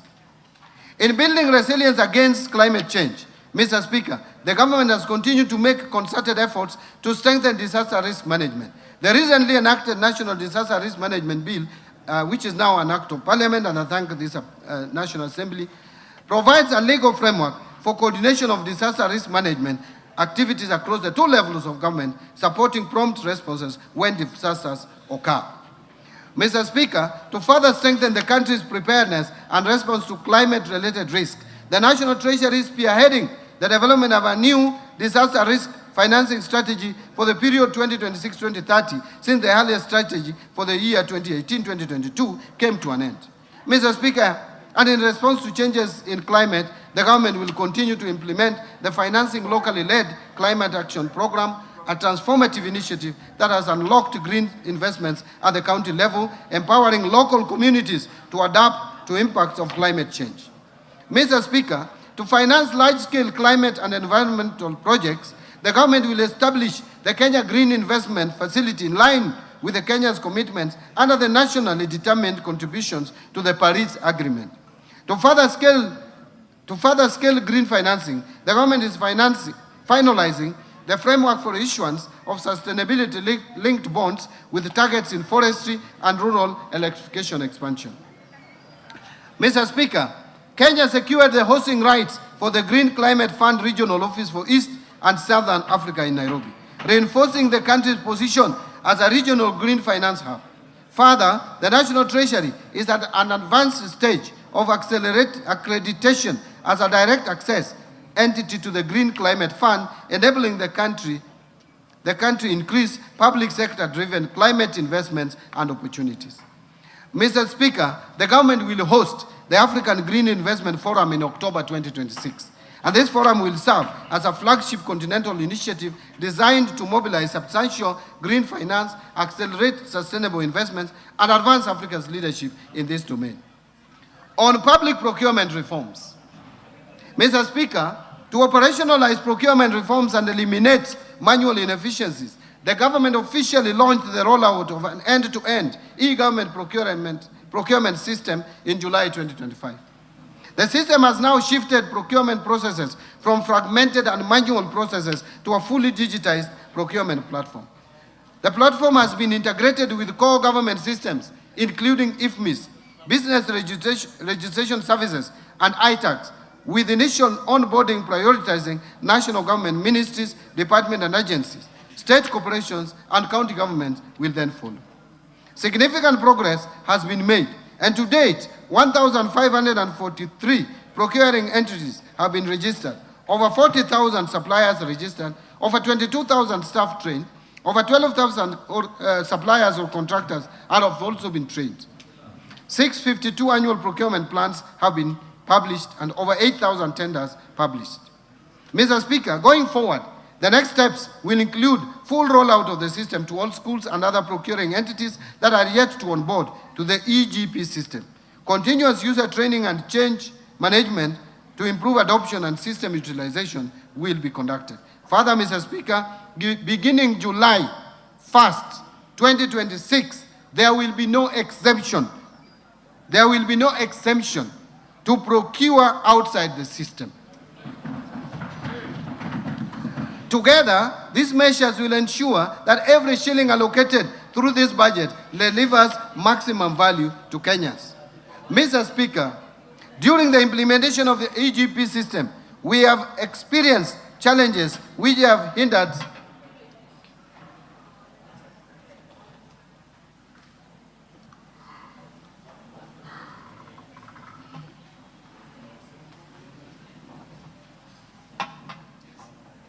Thank you. Mr. Speaker, during the implementation of EGP system, we have experienced challenges which have hindered the seamless implementation of the system. Some of these challenges include resistance from users and litigation in the courts. Mr. Speaker, to further strengthen our procurement framework, the government developed the Public Procurement and Asset Disposal Bill, Amendment Bill 2026, among the key reform areas in the bill, which include mandatory disclosure and reporting requirements, promotion of local content, and preference and reservation schemes, especially for youth, women, and persons with disabilities, and provision of a stronger legal basis for electronic procurement and framework contracting. Mr. Speaker, I submitted this bill of 2026 to Parliament for consideration and approval. I urge the House to favorably consider the bill. I want to now speak about the reforms under the state corporations. Mr. Speaker, state corporations remain a cornerstone of Kenya's development architecture, delivering essential public services and catalyzing strategic investments. Mr. Speaker, I mentioned in my statement last year that the government embarked on a comprehensive reforms which target to streamline mandates, strengthen governance, enhance accountability, and improve operational efficiency of state-owned enterprises. Mr. Speaker, the implementation of the reforms is ongoing through a multi-agency technical working committee.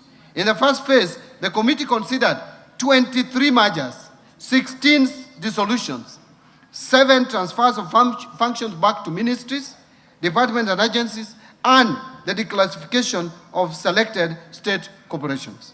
Mr. Speaker, under phase 1 of the reforms, the committee has finalized the review of enabling legislations of the affected state corporations and drafted appropriate bills where necessary. Review of the staff complements, skills, and placement deployment of those affected so as to facilitate a smooth transition and documentation of assets and liabilities of the entities identified. I submitted to this House the draft bill supporting the implementation of the reforms under phase 1, and I urge the honorable members to favorably consider the bills to enable timely implementation of the reforms. Now let me speak about the new kid in the town, government-owned enterprises.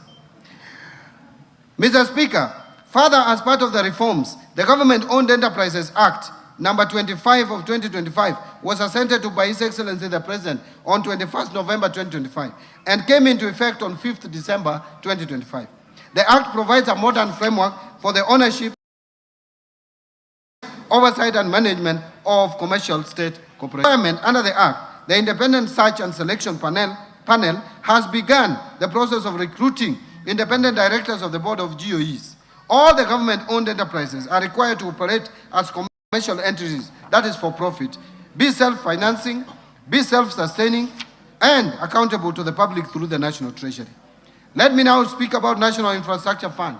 Mr. Speaker, in March 2026, the government established the National Infrastructure Fund following the enactment of the National Infrastructure Act of 2026. The NIF is an innovative mechanism for scaling up infrastructure development by mobilizing private capital and expertise to execute commercially viable infrastructure projects while reducing reliance on taxation and debt. The fund will promote growth of infrastructure projects by pooling capital from diverse sources, which include pension funds, sovereign wealth funds, private equity, banks, development finance institutions, among others, to finance large-scale and long-term projects. In this respect, Mr. Speaker, the proceeds from privatization will be channeled into the fund, that ensuring transparent revenue flow in financing national priority projects, including national highways, airports, seaports, electricity generation, ICT, water and irrigation, and agribusiness.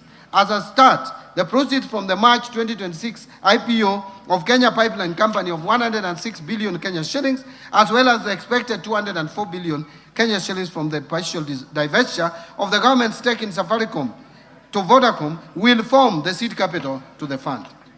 Under Sovereign Wealth Fund, Mr. Speaker, to complement the National Infrastructure Fund, the government has submitted to this August House the bill to establish the Sovereign Wealth Fund with three distinct components. The first component is the stabilization component, then there is the strategic infrastructure investment component, and finally, the future generation, also known as URIDI component. And this fund will bring into operation Article 201 of the Constitution on intergenerational equity by ensuring that natural resources wealth is invested productively and spread equitably to both current and future generations. Let me now talk about speak to sugar reforms, or the reforms in the sugar sector. Mr. Speaker, the government has also taken practical steps to deliver its promise to modernize the sugar mills and transform these once struggling factories into productive, sustainable enterprises. The sugar sector reform program has been significantly progressed following the implementation of the government leasing framework for state-owned sugar companies.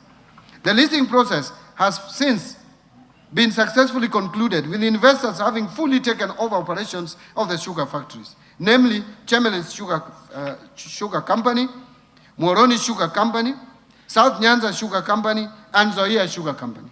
Mr. Speaker, since the resumption of operations, substantial investments have been undertaken towards rehabilitation and modernization of the factories, resulting in significant revamping of the mills and improvement of operational capacity. These initiatives are expected to enhance efficiency, restore profitability, and protect the livelihoods of farmers. Mr. Speaker, these are not isolated transactions. They are proof that when governance is strengthened, when mandates are clarified, and when institutions are held to account, the corporations can be genuine engines of growth. The government will press forward, deepening these reforms and ensuring that every public enterprise earns its place through performance, transparency, and value created. Now, let me speak to national assets and inventory management. Mr. Speaker, to strengthen national assets management, the National Treasury has operationalized the assets and inventory management modules in our IFMIS, providing real-time visibility of public assets across all levels of government. An analysis of the asset registers shows that ministries, departments, and agencies collectively hold assets valued at approximately 4.9 trillion Kenya shillings, underscoring the importance of robust asset management. To strengthen transparency and support the transition to accrual accounting, the National Treasury has developed a government asset valuation policy framework and a public assets tagging framework. Mr. Speaker, to unlock greater value from these assets without placing additional pressure on public finances, the National Treasury is developing an asset optimization framework and a leasing framework to attract private capital and expertise while supporting infrastructure development and improved service delivery. Now let me speak to digital e-signatures in government. Mr. Speaker, in line with the digital transformation agenda, the government has also embarked on reforms to modernize and harmonize the legal and regulatory framework governing secure digital identities, electronic signatures, electronic seals, and time stamping services. Excuse me. Mr. Speaker, to make this a reality, I will in the next financial year submit to this House necessary amendments to the Public Finance Management Act and Kenya Information and Communications Act, as well as the attendant regulations. This will make use of electronic signatures, electronic seals, and time stamping services a reality in government, thereby creating efficiency in service delivery. Mr. Speaker, let me speak to something that has been troubling, the pending bills. Mr. Speaker, as I informed this House in my statement last year, the pending bills verification committee was established in November 2023 to review and validate outstanding claims and provide a credible basis for settlement. The committee has since concluded its work and analyzed a total of 91,911 pending bill claims, valued at over 637 billion shillings. Following this verification exercise, 29,885 claims, amounting to 235.6 billion, have been recommended for settlement. Of this amount, Kenya shillings 80.3 billion has already been settled through securitization in the road sector, leaving a verified outstanding balance of 155.3 billion Kenya shillings for other sectors. Mr. Speaker, to settle the verified outstanding balance of 155.3 billion Kenya shillings, the National Treasury has proposed a balanced and sustainable settlement strategy, which includes a combination of direct budgetary allocations and securitization. The proposal is to settle the verified outstanding balance of 155.3 billion over 2 years, starting with the financial year 2026-2027. Mr. Speaker, in the financial year 2026-27, the National Treasury is proposing a budgetary provision of 68 billion to settle the verified pending bills to suppliers and contractors owed by the government for amounts of up to 100 million shillings. This provision will also partly settle suppliers or contractors whose pending bills exceed 100 million shillings, ensuring that no supplier is excluded. With the settlement of this 68 billion worth of claims, the government will have settled 99% of the verified outstanding pending bills, representing 63% of the total value, a tremendous progress. Now, in terms of numbers, this will be 99 of the bills. But the remaining 88 billion worth of claims will be addressed through other budgetary provisions and instruments. Mr. Speaker, the deliberate policy of settling pending bills of up to 100 million Kenya shillings, while individually smaller in value, accounts for the majority of suppliers and have the highest multiplier effect on economic activity.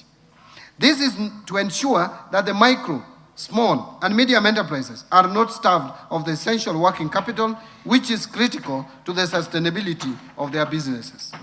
Financial sector reforms. Mr. Speaker, Kenya's financial sector remains strong and continues to support households, businesses, savings, and investment across the country. Mr. Speaker, today, the banking sector remains strong, very stable and profitable, supported by adequate capital and liquidity buffers. In the year to March 2026, total banking sector assets grew by 13.8% from 7.7 trillion to 8.7 trillion, and profitability increased by 13.6% from 73 billion Kenya shilling to 83.5 billion. Mr. Speaker, to strengthen the banking sector's resilience, deepen competition, and improve access to credit for households and businesses, the government is implementing the following reforms. 1. Progressive increase in minimum core capital requirements for commercial banks from 1 billion to 10 billion by December 2029. 2. Lifted the moratorium on licensing of new commercial banks effective 1st July 2025. 3. Implementation of the revised risk-based credit pricing model anchored on the Kenya shilling overnight interbank average to enhance transparency and fairness in loan pricing and strengthen monetary policy transmission. And number 4, implementation of the Banking Penalties Regulations 2025 to strengthen enforcement, governance, accountability, and compliance in the banking sector. Mr. Speaker, to strengthen banking sector's resilience and stability, the Business Laws Amendment Act of 2024 requires commercial banks to progressively raise the minimum core capital from 1 billion to 10 billion Kenya shillings by 2029 through targeted milestones. Mr. Speaker, while the government firmly upholds the strategic necessity of raising the minimum core capital, it is prudent that this transition be managed in a manner that is least disruptive to credit access and financial services delivery, particularly to the micro, small, and medium enterprise segment and other niche markets currently served by the banking industry. Mr. Speaker, to allow flexibility in achieving this objective and following wide consultation, especially with Kenya Bankers Association, I will be proposing amendments to the timeline specified in the Business Laws Amendment Act of 2024 to allow commercial banks raise the minimum core capital to 10 billion by 31st December 2032 without their new annual milestones. This will provide the flexibility necessary for institutions to pursue measured, commercially sound, and market-sensitive capital-raising strategies in a manner that preserves shareholder value and sustains investor confidence. Mr. Speaker, to make it easier and cheaper for Kenyans and businesses to send and receive money across East Africa region, partner states are working to connect their financial system as per the East African Community Payment System Master Plan of 2025 so that transactions are faster, more affordable, and more efficient to support trade and regional integration. Mr. Speaker, to safeguard the country against illicit financial flows, the government has, over the last 2 years, undertaken far-reaching reforms aimed at strengthening our anti-money laundering, counter-financing of terrorism, and counter-proliferation financing framework following the country's placement on the Financial Action Task Force Grey List in February 2024.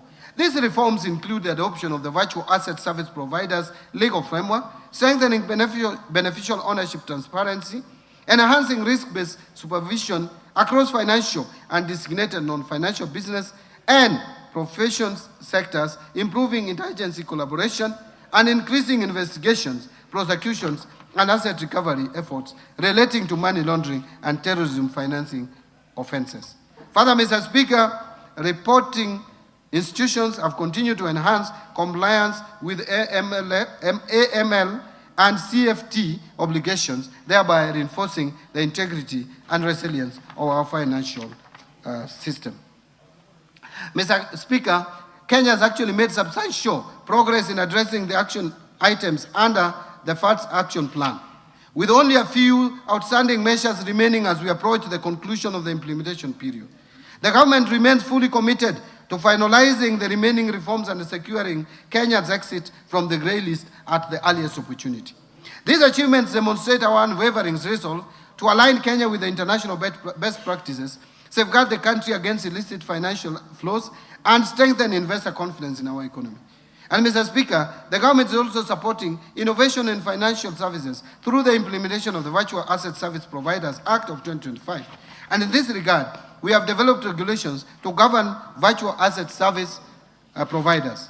The regulations framework ensures that new technologies operate in a safe and regulated environment that protects users, strengthens financial stability, and encourages responsible innovation.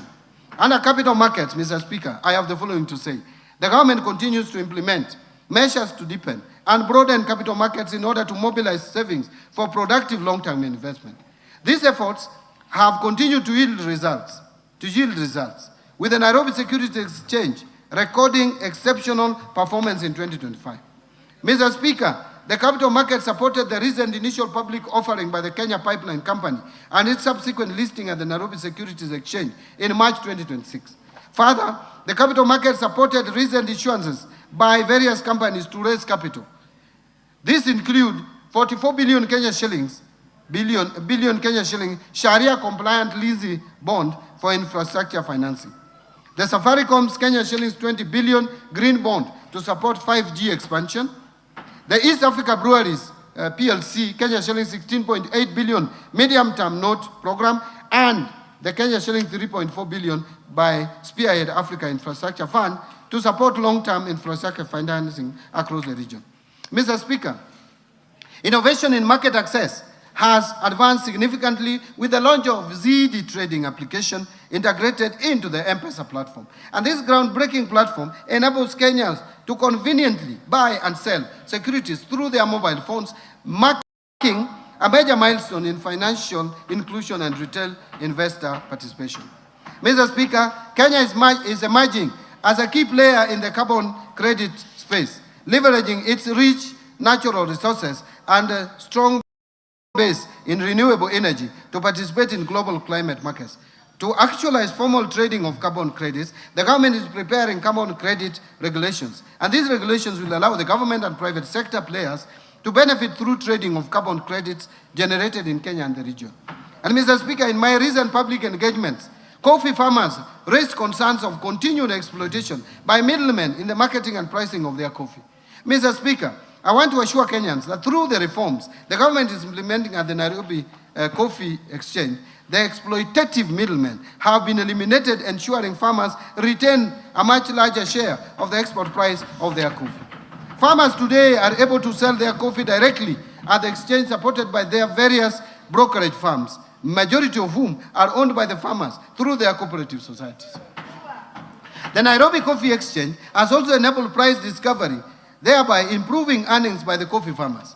And to further support prompt payment of coffee sold through Nairobi Coffee Exchange, the government introduced the direct settlement system that has reduced payment delays across the coffee value chain. Mr. Speaker, coffee's traceability is today a reality. Through the Nairobi Coffee Exchange trading platform and the direct settlement system, cataloging and invoicing, every coffee lot has a unique identification, milling data, warehouse records, auction sales, and buyer data that can be accessed, allowing traceability of coffee from the farm to the buyer. This has created greater buyer confidence of the origin, quality, and authenticity of Kenyan coffee by eliminating coffee laundering. On pension reforms, Mr. Speaker. Mr. Speaker, delayed pension processing has for long been a source of frustration and hardship for retiring public servants. A civil servant who has dedicated their career to public service deserves timely and dignified access to their retirement benefits. Mr. Speaker, to hasten the processing of pension claims, I launched the e-pension management information system on 1st June 2026.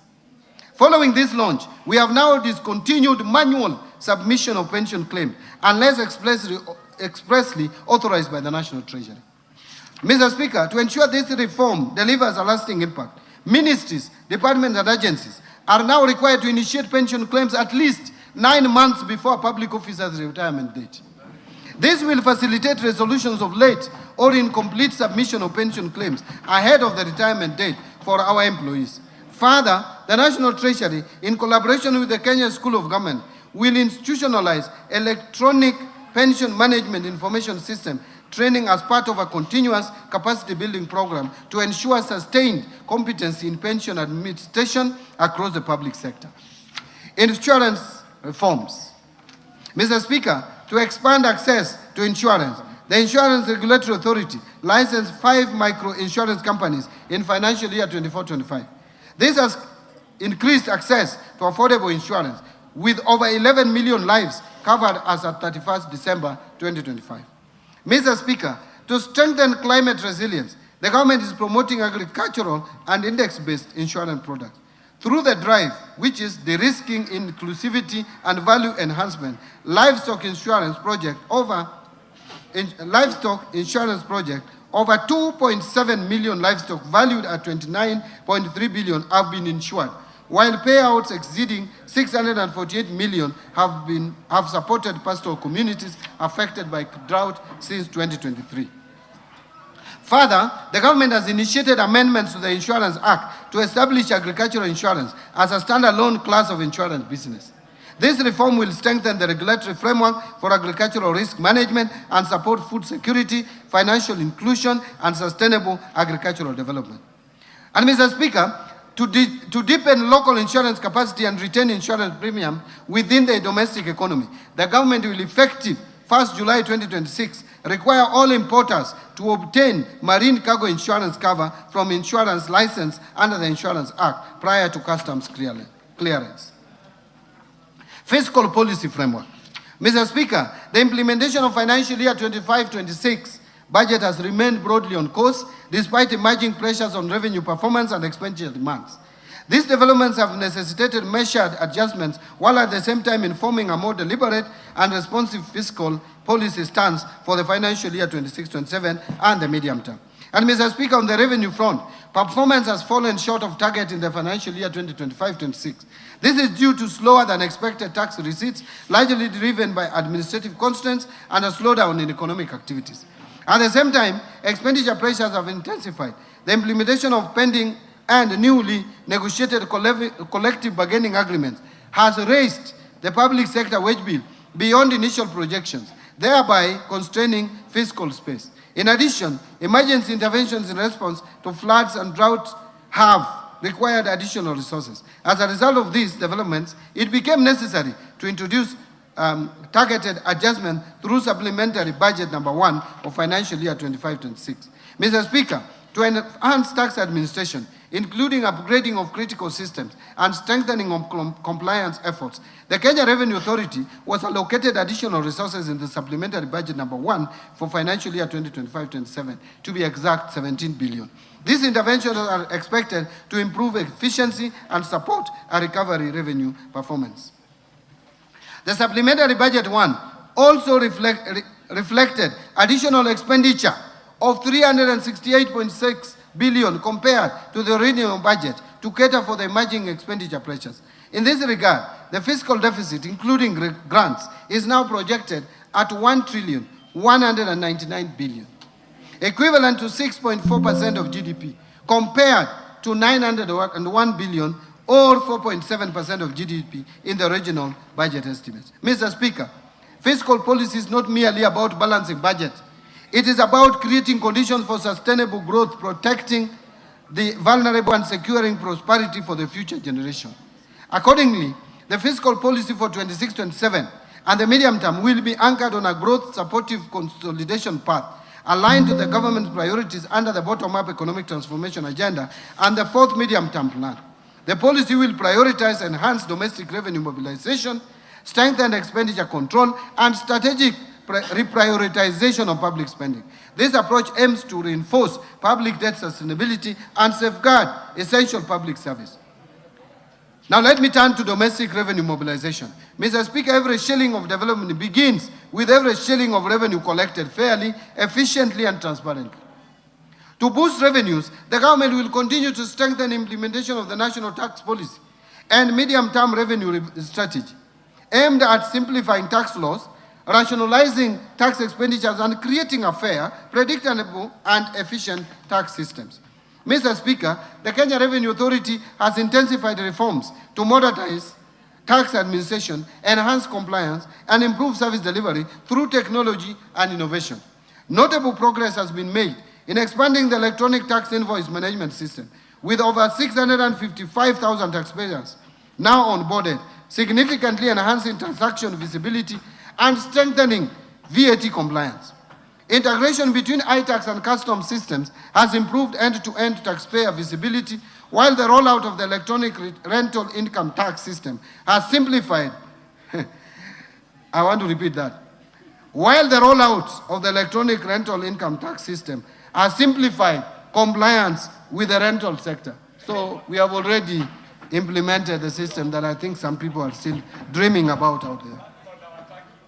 Mr. Speaker, the Kenya Revenue Authority has also strengthened enforcement through data-driven compliance strategies, artificial intelligence, and non-intrusive cargo scanning technologies, enhancing the detection of illicit trade and reducing revenue leakages.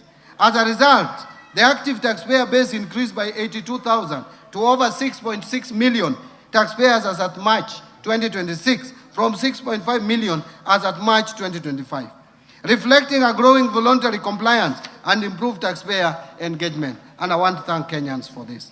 Mr. Speaker, service delivery and trade facilitation have equally improved through initiatives such as Huduma Popote and enhanced customs systems, which have reduced cargo clearance times and improved operational efficiency. Mr. Speaker, in the financial year 26-27, Kenya Revenue Authority will intensify reforms to strengthen revenue mobilization, modernize tax administration, and improve taxpayer experience through the following measures. Number one, roll out integrated digital tax administration and revenue monitoring systems, including the domestic tax administration system, expanded electronic invoicing, virtual electronic tax registers, enhanced point-of-sale integration, and the e-customs mobile application to improve efficiency, compliance, and real-time visibility of transactions. Number two, implement device identification and registration and strengthen exchange of information frameworks to combat tax evasion, illicit trade, and cross-border revenue leakages. Number three, simplifies taxpayer processes through pre-populated returns, streamlined digital payment solutions, and expanded digital service delivery platforms to reduce the cost and burden of compliance. And number four, expand taxpayer outreach and support through initiatives such as Ushuru GPT, Omni-channel customer engagement system, Huduma Popote, and Ushuru Mashinani to enhance accessibility and responsiveness. Number five, strengthen enforcement, compliance, and revenue assurance through advanced data analytics, artificial intelligence, and integrated investigation and case management system. And number six, invest in core ICT infrastructure, integrated enterprise platform, and cybersecurity systems to safeguard the integrity, resilience, and efficiency of revenue administration. So, Mr. Speaker, the government will continue to scale up non-tax revenues by strengthening the capacity of ministries, departments, and agencies to efficiently generate income from public services while enhancing their operational system to improve efficiency and overall revenue performance. Now, I want to speak to improving efficiency of the public expenditure. Mr. Speaker, raising revenue is only half the equation. Ensuring that every shilling delivers maximum value is equally important. And in order to improve the efficiency and value for money of public expenditure, the government is implementing targeted reforms to strengthen expenditure controls, enhance transparency, and improve public sector efficiency. These reforms include the full rollout of e-government procurement, completion of key treasury single account reforms, and transition to accrual-based accounting to strengthen cash management, fiscal oversight, and financial reporting. The government will also deepen public financial management reforms through the entrenchment of zero-based budgeting, digitization and automation of pension and payroll administration, and strengthen human resource management system to enhance efficiency, accountability, and service delivery across the public sector. Further, the government will optimize the management of public assets and liabilities, accelerate state corporation reforms and targeted privatization, and scale up the use of public-private partnerships to provide private sector or private capital, improve efficiency, and support delivery of commercially viable projects. Mr. Speaker, allow me now to expound on some of the expenditure reforms that we are implementing. One, migration to accrual accounting. Mr. Speaker, effective public finance management begins with what we own, what we owe, and how public resources are being utilized. To improve cash management, the government is implementing one of the most significant financial management reforms in Kenya's history. The transition from cash basis to accrual basis of accounting under the International Public Sector Accounting Standards. Following Cabinet approval of the transition roadmap in March 2024, implementation commenced in financial year 2024-25 through a structured three-year phased approach led by the National Treasury. Mr. Speaker, this reform fundamentally changes how government accounts for public resources.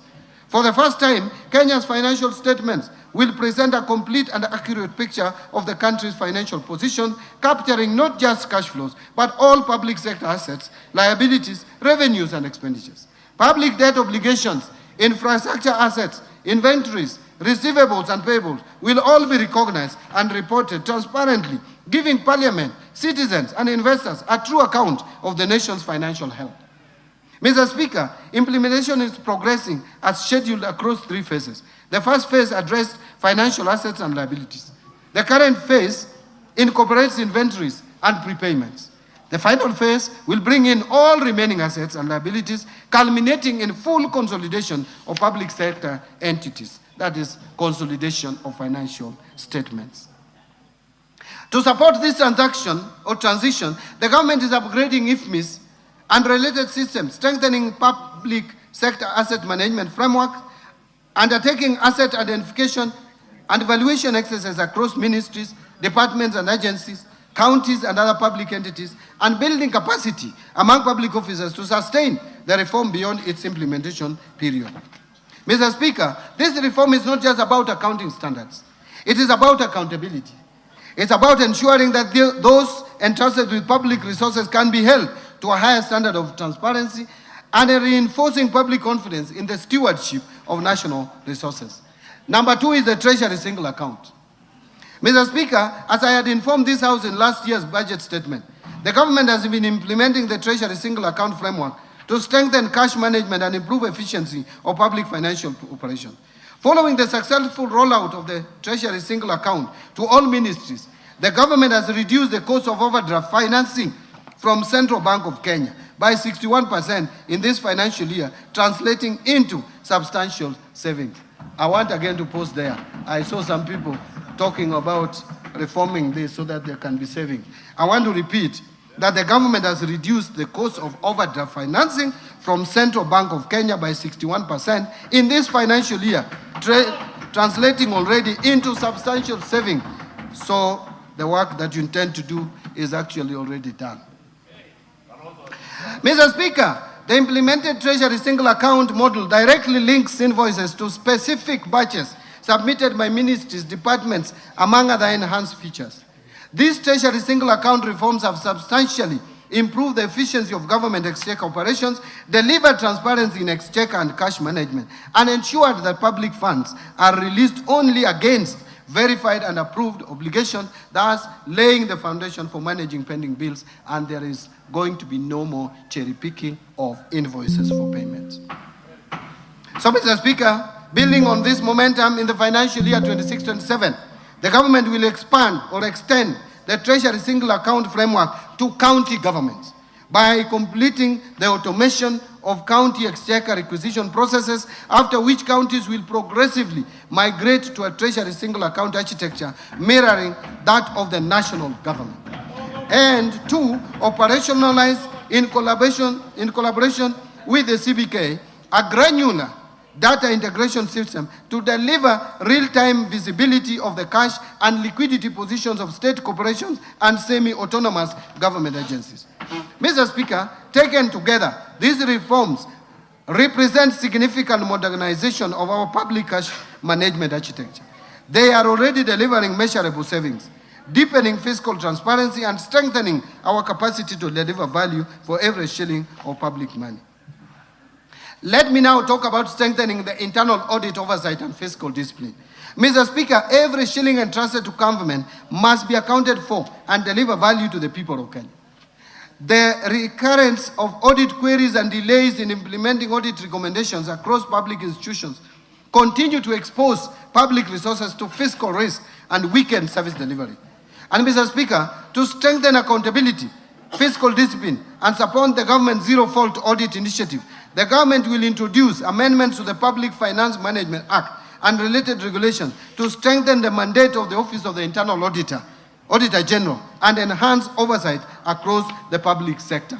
I am strengthening the Office of the Internal Audit. The reforms will establish a framework for tracking the implementation of audit recommendations and resolutions issued by Parliament, the Office of the Auditor General, audit committees, and other oversight institutions, with clear accountability mechanisms for non-compliance. The government will also strengthen internal audit functions across public entities, roll out integrated internal audit management system, and enhance the adoption of enterprise risk management to improve the identification and mitigation of fiscal and operational risk. Mr. Speaker, these reforms will strengthen transparency, internal controls, and prudent management of public resources while improving accountability and service delivery across government. Now let me turn to revenue projections for 2026-2027. Mr. Speaker, our fiscal projections reflect a careful balance between ambition and realism, ensuring that we live within our means while investing in our future. Based on the outlined policy measures, total revenue collection, including appropriation in aid, for the financial year 2026-27 is projected to be 3,630.5 billion, which is equivalent to 17.4% of our GDP. Of this, ordinary revenue is projected at 2,985.7 billion, equivalent to 14.3% of the gross domestic product. And ministerial appropriation in aid is projected at 644.8 billion, equivalent to 3.1% of GDP. Grants are projected at 43.6 billion, or 0.2% of GDP. Expenditure projections.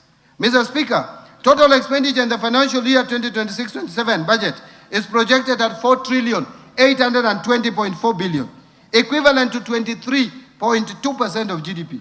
And of this, recurrent expenditure will amount to 3,568.4 billion, which is equivalent to 17.1% of GDP, and development expenditure, including allocations to domestic and foreign finance projects, contingency fund, and equalization fund, will amount to 750 billion shillings, which is equivalent to 3.6% of GDP. Total allocation to county governments is projected at 502 billion shillings, of which 428 billion is equitable share, and 74 billion is additional allocations from the national government's share of revenue, and loans and grants from development partners. So 16.6 billion national government, and loans and grants 57.4 billion. Financing deficit, fiscal deficit and financing. Mr. Speaker, the resultant fiscal deficit, including grants, is projected at 1,146.2 billion, equivalent to 5.5% of GDP.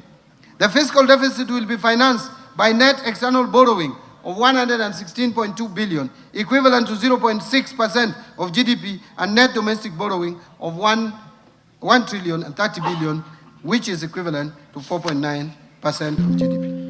Public debt management. That leads us to discussion on public debt management. Mr. Speaker, debt is a tool for development, but only when managed prudently and sustainably. To preserve debt sustainability and strengthen economic resilience, the government will continue implementing fiscal consolidation measures anchored on enhanced domestic revenue mobilization, strict expenditure controls, and improved efficiency in public spending. Given these reforms, the present value of public debt to GDP is projected to decline steadily towards the approved debt anchor over the medium term.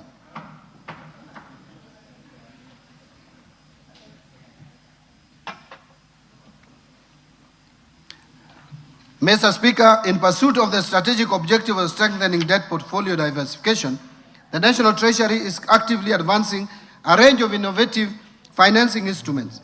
These initiatives are designed to broaden the investor base, optimize the cost risk profile of public debt, and enhance overall resilience in debt management.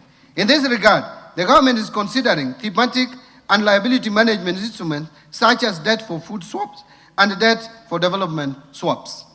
These instruments provide an opportunity to convert external debt obligations into targeted investments that directly support national priorities, including food security, sustainable development, and social infrastructure, while simultaneously easing debt service pressures and reinforcing fiscal sustainability.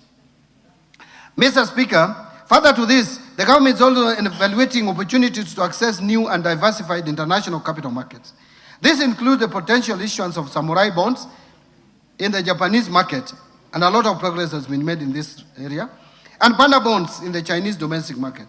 By tapping into these markets, the government stands to benefit from deep and diversified pools of capital, secure potentially competitive financing terms, and promote currency diversification within the debt portfolio, thereby reducing reliance on traditional funding sources. Mr. Speaker, complementing these efforts and in recognition of the growing global demand for ethical and faith-based financing, the government is considering the introduction of sukuk instruments. These Sharia-compliant securities, which are structured on asset-backed or asset-based principles will enable the government to access liquidity from Islamic finance markets. This will not only expand the investor base to include investors with Sharia compliance mandate, but also promote financial inclusion and contribute to the deepening of domestic and international capital markets. Collectively, these initiatives underscore a forward-looking and proactive approach to public debt management, one that emphasizes innovation, prudent risk management, and alignment with both domestic development priorities and evolving global financing trends. Mr. Speaker, to further strengthen transparency, coordination, and efficiency in the implementation of externally funded projects, the National Treasury has spearheaded the development of the Development Project Management Information System. This innovative digital platform will serve as a centralized repository for real-time tracking of project implementation, monitoring of disbursement, and alignment of outcomes with national development priorities. By enhancing project oversight and accountability, this system represents a significant step towards ensuring that externally mobilized resources are utilized effectively and that every shilling delivers value for money and tangible impact for our citizens. Let me now talk about public-private partnership framework. Mr. Speaker, the scale of Kenya's development ambitions demands that we leverage not only public resources but also the capital, innovation, and expertise of the private sector. Public-private partnerships have therefore become a central pillar of our development financing strategy. Beyond mobilizing additional resources, public-private partnerships enable the government to harness private sector innovation, technical expertise, operational efficiency, and risk-sharing arrangements that enhance project delivery while preserving fiscal sustainability. Mr. Speaker, the government continues to strengthen public-private partnerships program as a key instrument for delivering strategic investments under the bottom-up economic transformation agenda. In this financial year, we have so far mobilized approximately 96 billion private capital investment in PPPs. This being the CRBC/NSSF investment for the Rironi Gilgil, which is A8, and Nairobi Maimahiu Naivasha A8 South, sections of the Nairobi Nakuru Mau Summit Highway. Building on this momentum, the government targets to mobilize at least 70 billion through PPP investments in the financial year 26-27 across the energy, transport, water, housing, health, and digital infrastructure sectors. Mr. Speaker, other priority projects besides the Nairobi-Nakuru Mau Summit project include the Nairobi-Mombasa Expressway and the Mau Summit-Eldoret-Malaba Highway, which will strengthen regional connectivity and facilitate trade along the northern corridor. Mr. Speaker, in ports and logistics, the government is leveraging private sector capital and expertise for the development of container terminals, cargo berths, inland container depots, and special economic zones in Mombasa, Lamu, Nairobi, and Naivasha, strengthening Kenya's position as the region's leading trade and logistics hub. Mr. Speaker, in the energy sector, priority investment include the High Grand Falls hydropower project, expected to generate 700 megawatts, and the Karura hydropower project, expected to generate an additional 90 megawatts. Together, these projects will add approximately 790 megawatts of clean and reliable power to support industrialization, digital transformation, and emerging technologies. These investments will be complemented by strategic transmission infrastructure projects to strengthen and expand the national grid. Mr. Speaker, in the water sector, the government is advancing key dam projects, including Radat Dam, Barsalinga Dam, Lowat Dam, and Soin Koru Dam, which will enhance water security, irrigation, food production, and climate resilience in some of the country's most water-stressed regions.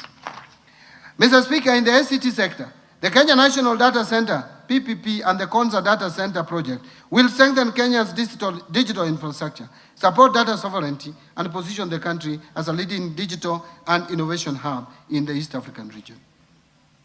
Mr. Speaker, together these projects represent investment valued at over $10 billion and will support economic growth, improve service delivery, create jobs, and strengthen Kenya's productive capacity.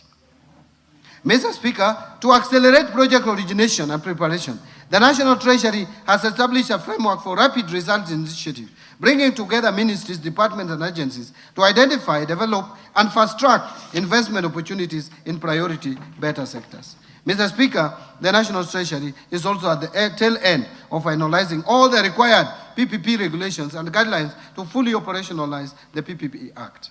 This is in addition to the recently issued circular on mandatory disclosure requirements for all privately initiated proposals.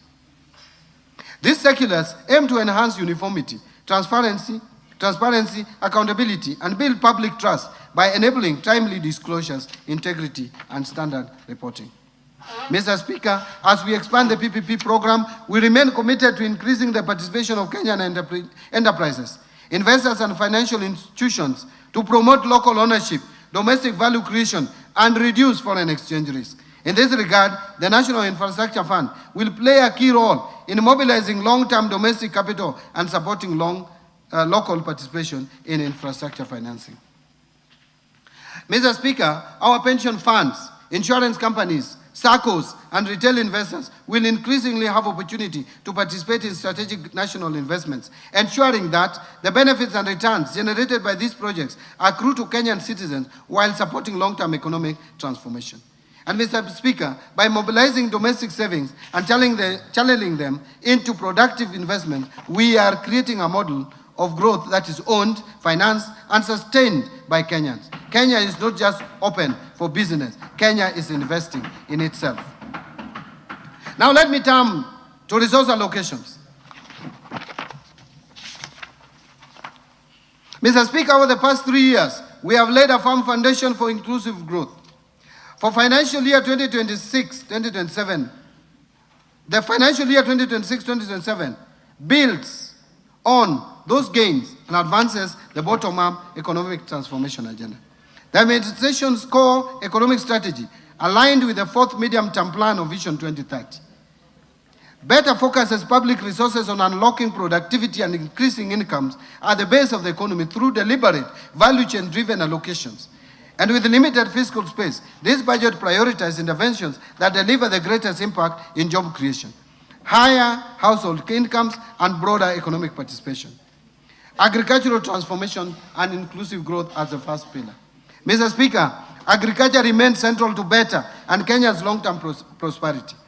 It supports more than 2/3 of Kenyan households and generates significant employment multiplier effects, especially among groups historically excluded from modern economic opportunities.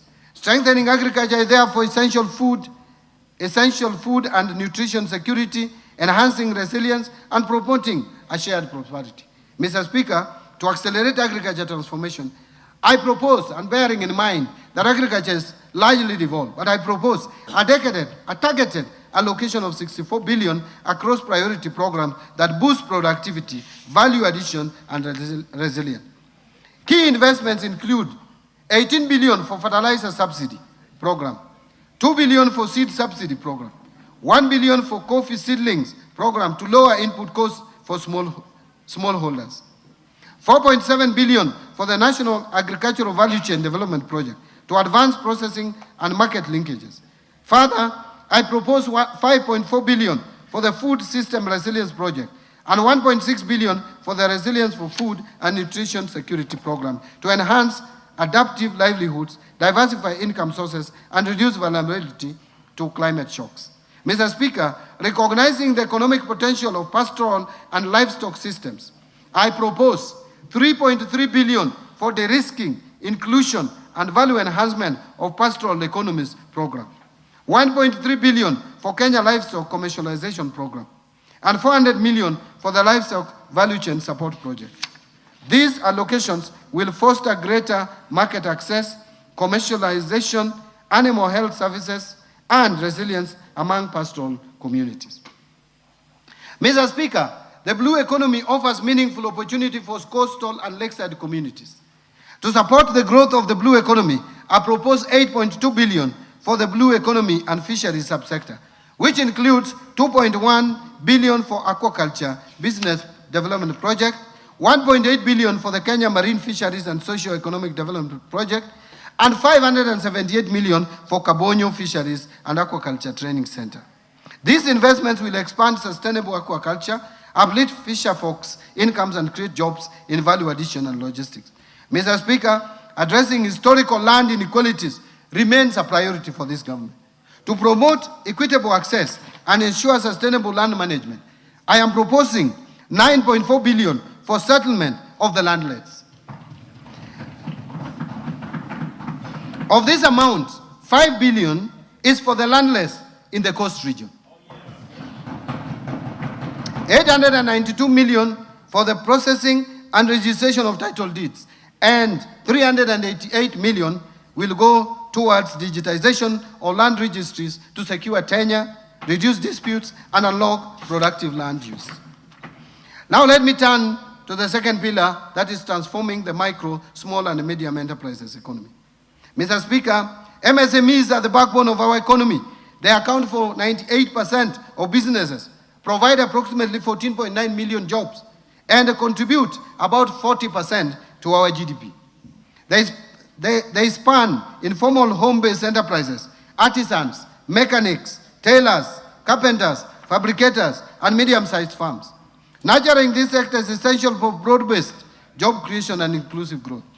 Mr. Speaker, lack of affordable credit remains a major constraint for MSMEs and households at the bottom of the pyramid. To address this, I propose 550 million for the Center for Entrepreneurship Project to strengthen incubation, skills, and business development services, and 1.1 billion for Rural Kenya Financial Inclusion Facility to expand credit access and financial services to underserved communities. Housing and settlement as the third pillar. Mr. Speaker, decent housing underpins social stability and economic productivity.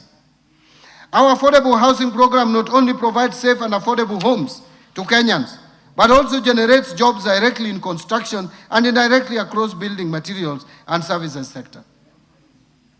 To sustain this momentum, I propose 143.7 billion for the housing sector, urban development, and public works subsectors.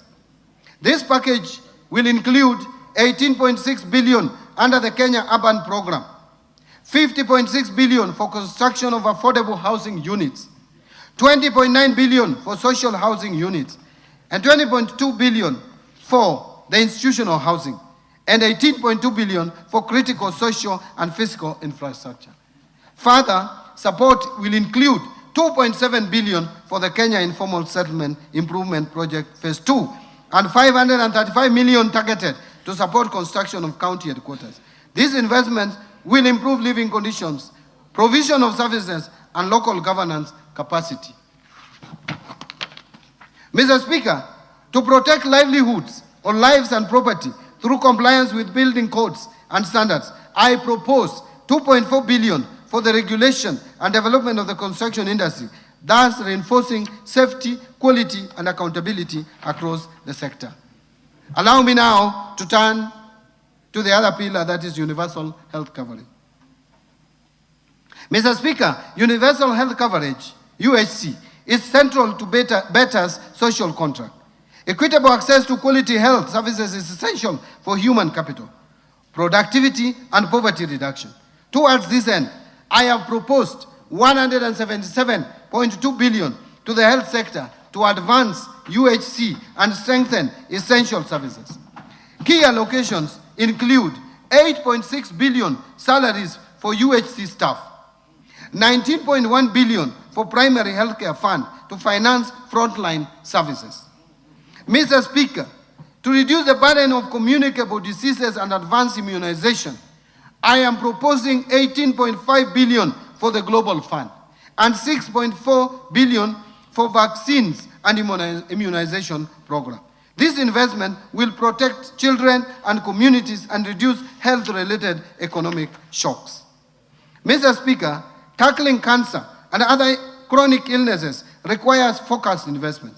I propose 3 billion to the Emergencies, Chronic and Critical Illness Fund, 1 billion for construction of a cancer center at Kisii Level 5 Hospital, 300 million to strengthen cancer management in Kenyatta National Hospital, and 150 million for the expansion of Comprehensive Cancer Center at Kenyatta University Teaching Referral and Research Hospital. These measures will expand diagnostic and treatment capacity across the region, given that we are leading as a leading hub in terms of health in this region. Mr. Speaker, To improve tertiary healthcare, I propose 45.3 billion for our referral hospitals. Additional targeted investments will include the following: 470 million for the construction of Kenyatta National Hospital Burns and Pediatrics Center, 300 million for innovations and replacement of obsolete equipment at Kenyatta National Hospital, and 2 billion for construction of a new 2,000-bed multi-speciality at Moi Teaching and Referral Hospital to expand capacity and improve health outcomes. Mr. Speaker, to ensure reliable supply chains and strengthen human resources, I am proposing 20.9 billion for Kenya Medical Supplies Agency, KEMSA, 3.1 billion for the Kenya Medical Research Institute, 1.3 billion for the Integrated Reproductive Health Program, 500 million for family planning and reproductive health commodities, and 600 million for equipment at the National Blood Transfusion Services. Mr. Speaker, as a country, we value the services offered by our health workers. To build workforce capacity, I propose 9.3 billion for medical interns, 10.9 billion for the Kenya Medical Training College, and 3.2 billion and 396 million for stipend and medical insurance for community health promoters, respectively. Under digital superhighway and creative economy, Mr. Speaker, digital transformation is a strategic enabler for competitiveness in the fourth industrial revolution. Digital connectivity and literacy are essential for education, healthcare, finance, markets, public services, and emerging digital opportunities.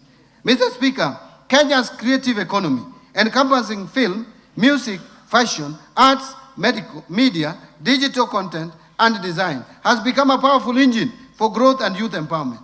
Investing in creative industries expands cultural exports and drives innovation. Mr. Speaker, to accelerate digital adoption and inclusion, I propose 8.6 billion Kenya shillings to this sector. And this will include 4.3 billion for Kenya Digital Economy Acceleration Project, 1.3 billion for maintenance and rehabilitation of national optic fiber backbone infrastructure, 528 million for maintenance and rehabilitation of last mile county connectivity, 309 million for government shared services, 382 million for the digital superhighway cybersecurity, 400 million for establishment of digital hubs, and 455 million for ICT infrastructure maintenance. Now let me move to infrastructure. Mr. Speaker, infrastructure is the backbone of economic transformation. It provides connectivity, energy, and water resources needed to power productive activities and sustain human settlement. By reducing transaction costs and opening markets, infrastructure investments deliver long-term value. Towards this end, I propose 220.4 billion for development of roads, including 44.3 billion to support construction of roads, rehabilitation of roads, and 118.1 billion for roads maintenance. This balanced mix supports connectivity, freight, efficiency, and long-term road preservation. Mr. Speaker, to expand railway transport, I propose 38.4 billion for railway projects. Additionally, Kenya shillings 400 million is proposed for the Kenya ferry ramp in Likoni, Mombasa. Additional 1 billion for development of public ferry landing ramps in Lake Victoria, including Mbita and Sena Islands in Suba North and West sub-counties of Homa Bay County, respectively. 150 million for acquisition of public ferry in Lake Victoria, completing the purchase of public ferry for use in Lake Victoria. And 582 million for Nairobi Bus Rapid Transport Project, which is a critical public transport investment that will reduce congestion and enhance mobility. Mr. Speaker, reliable, affordable energy is vital for industry and households. I propose 30.9 billion to the energy subsector, including 7.5 billion for the national grid system, 20.2 billion for rural electrification, and 3.2 billion for alternative energy technologies. These allocations expand access, lower costs, and promote sustainable growth. But I wish to add that a lot of energy projects will be financed through National Infrastructure Fund because they are commercially viable. And I want to turn to education. Education. Yes. Yes, I'm turning now to education. Improving education outcomes. Mr. Speaker, Kenya's future depends on developing strong human capital. And to this end, we will continue to strengthen quality learning, training and research, promote equity and inclusivity, scale up investment in education, fortify the system against emerging technological and labor market shifts, as well as fortify education to industry linkages, thus ensuring skills match demand. Mr. Speaker, I propose 784.5 billion for the education sector. Mr. Speaker, a lot has been said about defunding education. But in 2026-27, we are proposing 784.5 billion shillings, which is 26.4% of the ministerial budgets. Compare that to 2021-2022 budget before this administration came into office. The budget for education was 526 billion shillings. That has increased now by 49%. And it was 24.5% of the ministerial budget. Now it is 26.5% of the ministerial budget. Therefore, Mr. Speaker, it is not correct that this government, this administration is defunding education. In fact, we are funding it more. So this 784.5 billion includes Kenya shillings 424 billion to Teacher Service Commission for payment of our teachers. And that has moved from 290 billion in 2022 to now 421 billion shillings. Basic education is now 136. I'm proposing 136.6 billion. Compare that to 107 billion in 2022. 163.9 billion for higher education, which was 105 billion in 2022. 1.3 billion for science, innovation and research, and 58.5 billion for technical, vocational education and training. This comprehensive allocation safeguards service delivery and expands opportunities across the learning continent. Mr. Speaker, within this funding to the education sector, I propose 7 billion for free primary education, 54.6 billion for free day secondary education, and 30.7 billion for junior secondary school capitation. Those two lines, the free day secondary education 54.6 plus junior secondary education of 30.7 adds to a total of 85.3 billion. What was it in 2022? In 2022, it was 62.4 billion shillings. I also propose 9.9 billion for administering national exams, and that is in addition to what we have just provided before the end of this year to pay the arrears of 1.5 billion to teachers. So teachers who marked exams, they will be paid before the end of this financial year, 1.5 billion. 3 billion for school feeding program. Again, this school feeding program in 2022 had 2.2 billion. Now it is 3 billion. Mr. Speaker, I am proposing 4.9 billion to be provided for conversion of 20,000 intern teachers into permanent and pensionable from January 2027. Further, the newly recruited 24,000 intern teachers will be converted into permanent and pensionable terms in July 2027. In this respect, I am proposing an allocation of 8.2 billion for intern teachers to address staffing gaps and improving learning outcomes. Mr. Speaker, this government, by the time we reach next year, we will have employed 116,000.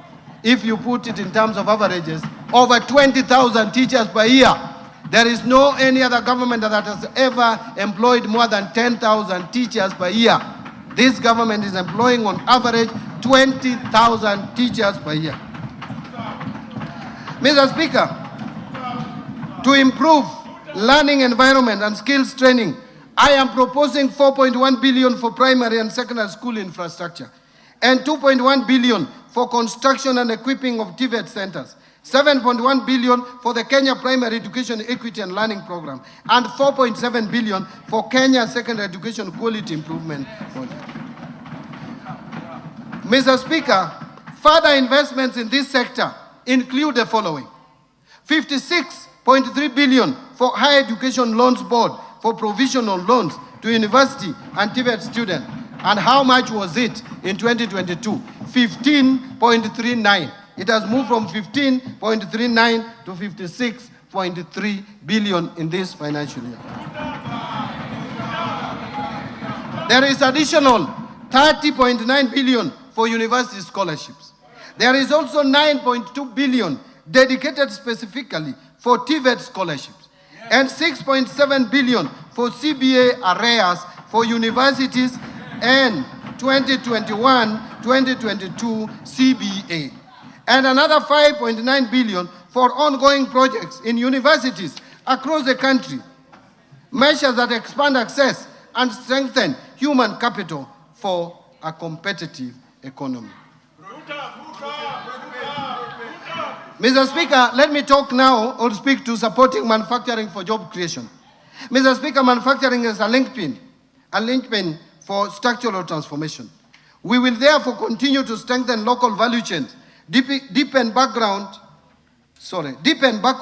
and forward linkages, and enhance competitiveness in domestic and export markets. Mr. Speaker, to continue promoting local industries, I propose 16.7 billion to support manufacturing initiatives across implementing agencies.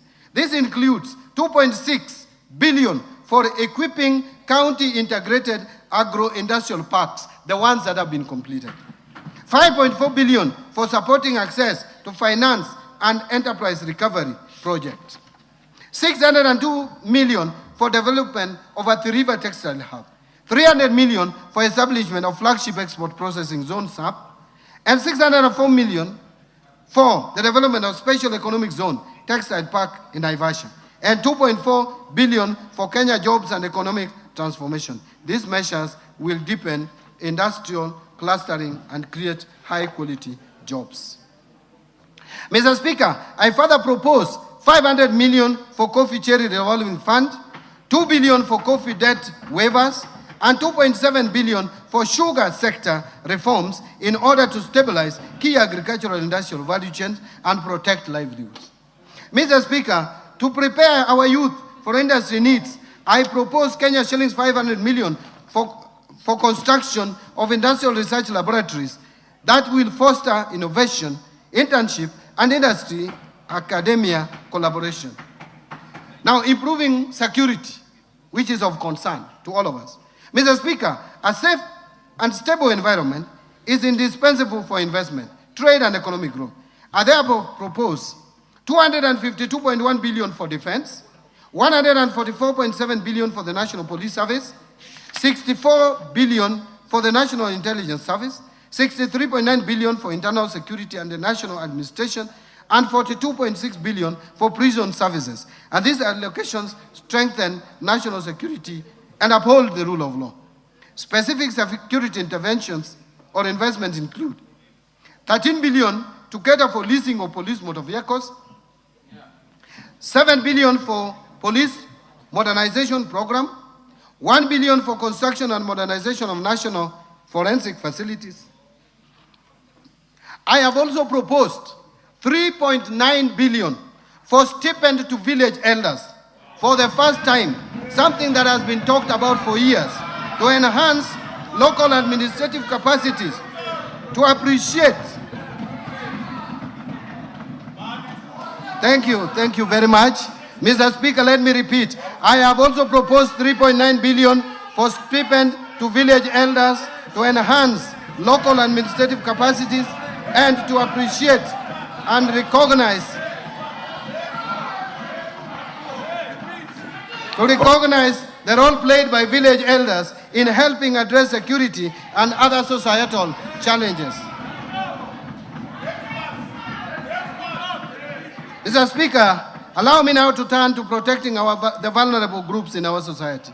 Mr. Speaker, social safety nets remain central to BETA's objective of poverty reduction and inclusive growth.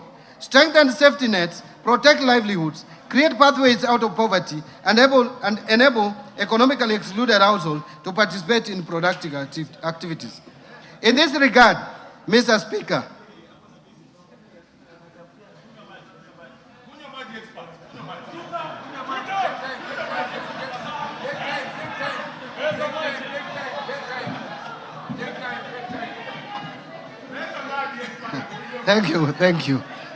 Thank you, Mr. Speaker. In this regard, I propose 41.8 billion to protect the vulnerable Kenyans, including 24.6 billion for cash transfers to the elderly persons, 8.9 billion for cash transfers to orphans and vulnerable children, and 1.5 billion for cash transfers to persons living with severe disabilities. These measures provide immediate relief and sustain basic consumption. And Mr. Speaker, the allocation also includes 4.3 billion for the Kenya Hunger Safety Net Program, 550 million for the National Fund for the Disabled of Kenya, 1.1 billion for the Child Welfare Society of Kenya, and 200 million to support autism and albinism programs in order to strengthen social protection and community support systems. Under equity, poverty reduction, women and youth empowerment. Mr. Speaker, anchored on the Kenya Young People's Agenda, we are funding key government interventions that will equip young youth with entrepreneurial and life skills, promote local and international employment, and unlock opportunities for youth-owned MSMEs. Mr. Speaker, the government will also fund initiatives that advance gender equality by promoting meaningful inclusion of women in decision-making, enhancing their economic empowerment, and in intensifying efforts to eliminate gender-based violence and harmful practices such as female genital mutilation. Mr. Speaker, to empower youth, women, and constituencies across the country, I propose 110.2 billion for targeted initiatives. This includes 12.5 billion for the National Youth Service, 4.9 billion to National Youth Opportunity Towards Advancement, that is NYOTA project, 1.6 billion for Youth Employment Support Program, and 1 billion for film development services. This investment will spur skills development, civic engagement, and growth in creative industry. Mr. Speaker, to support women and girls, I propose 402 million for the Women Enterprise Fund and 4.9 billion for the National Government Affirmative Action Fund to enhance their inclusion, dignity, and economic participation. Mr. Speaker, to promote regional equity and strengthen local development, I propose 61.8 billion for the National Government Constituency Development Fund, 10.3 billion for the Equalization Fund to finance programs in marginalized areas, and 10.5 billion for the Kenya Devolution Support Program number 2. In stimulating tourism growth, sports, culture, recreation, and arts. Mr. Speaker, sports and arts are vital for national identity, youth empowerment, and economic diversification. We will therefore promote sports at all levels, enforce international anti-doping standards, and commercial and indigenous knowledge to create livelihood opportunities. To harness national talent and promote Kenya as a regional cultural hub, I propose 45.6 billion for sports, culture, recreation, and tourism, including 25.2 billion for sports, arts and social development fund, 14.3 billion for the tourism fund, and these allocations will stimulate jobs, community development, and foreign exchange earnings. Under environmental protection, water and natural resources, Mr. Speaker, environmental conservation, climate resilience, forest reforestation, biodiversity protection, and land restoration are central to sustainable development.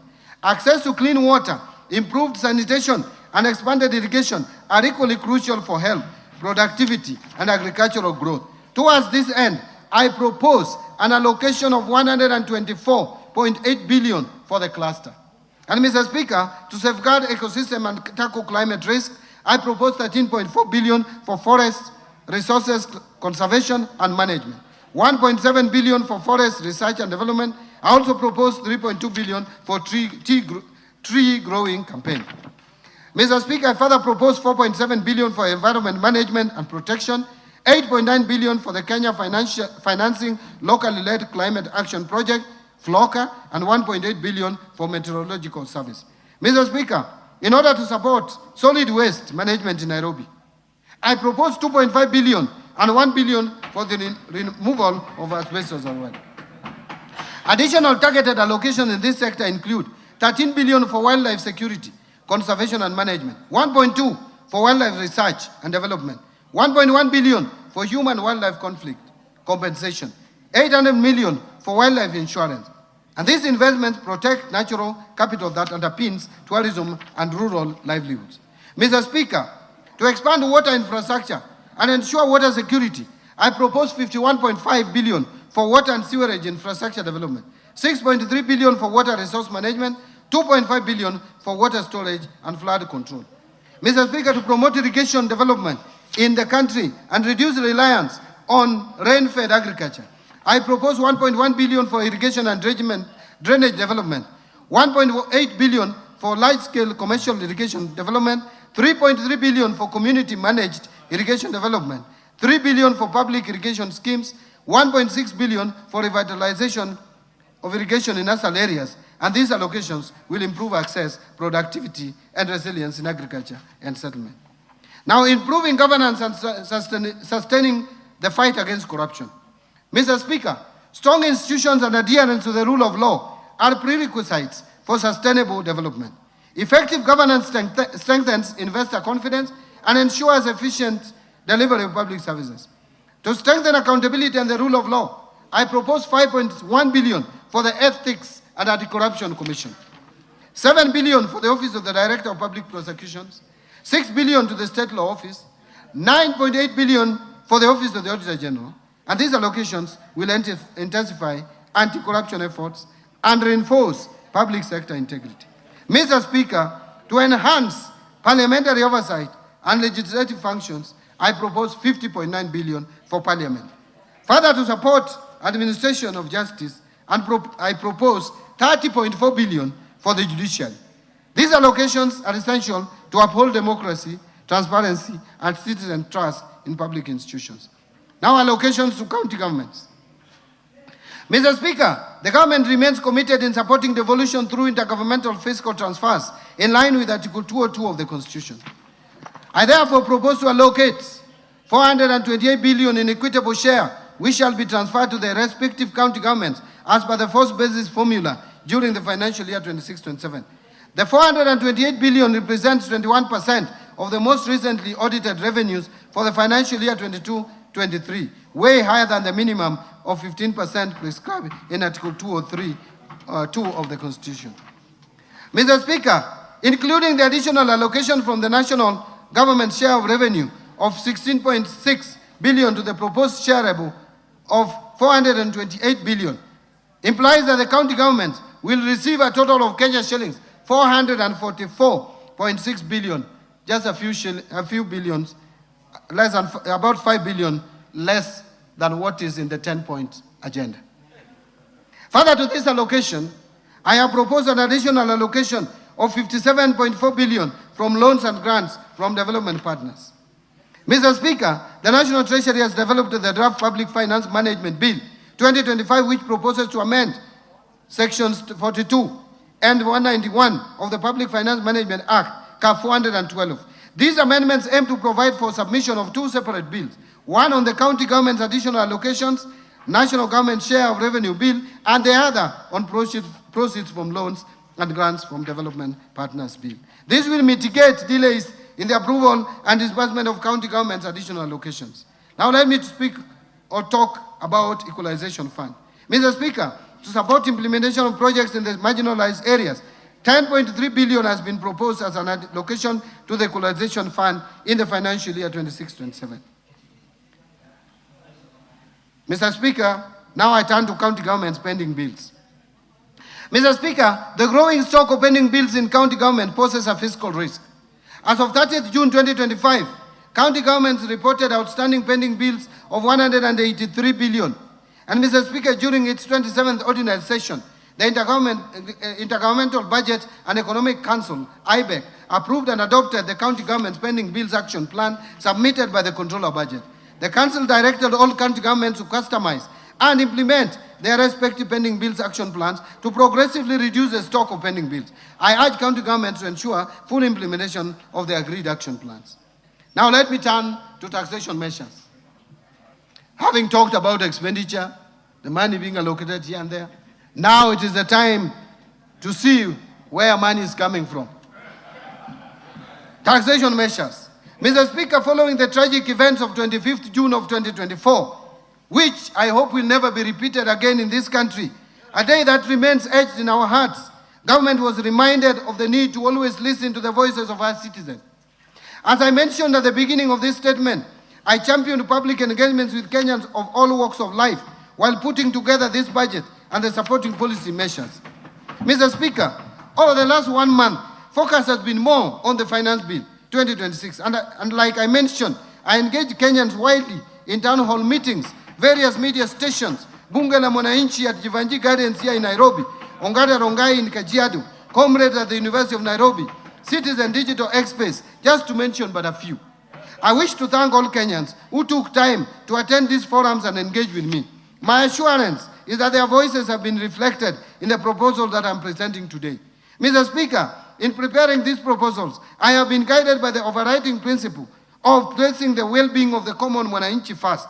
In this regard, I have deliberately chosen not to introduce new taxes or increase tax rates that would further overburden the hardworking Kenyans and their families.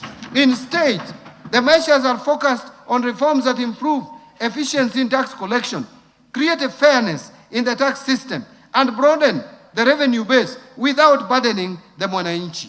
Mr. Speaker, allow me to share a striking reality. Today, only 3.1 million working Kenyans contribute to pay as you earn. Yet, millions of other Kenyans that make money in our economy do not contribute to the taxes we collect. Many of these people have been filing nil returns year after year.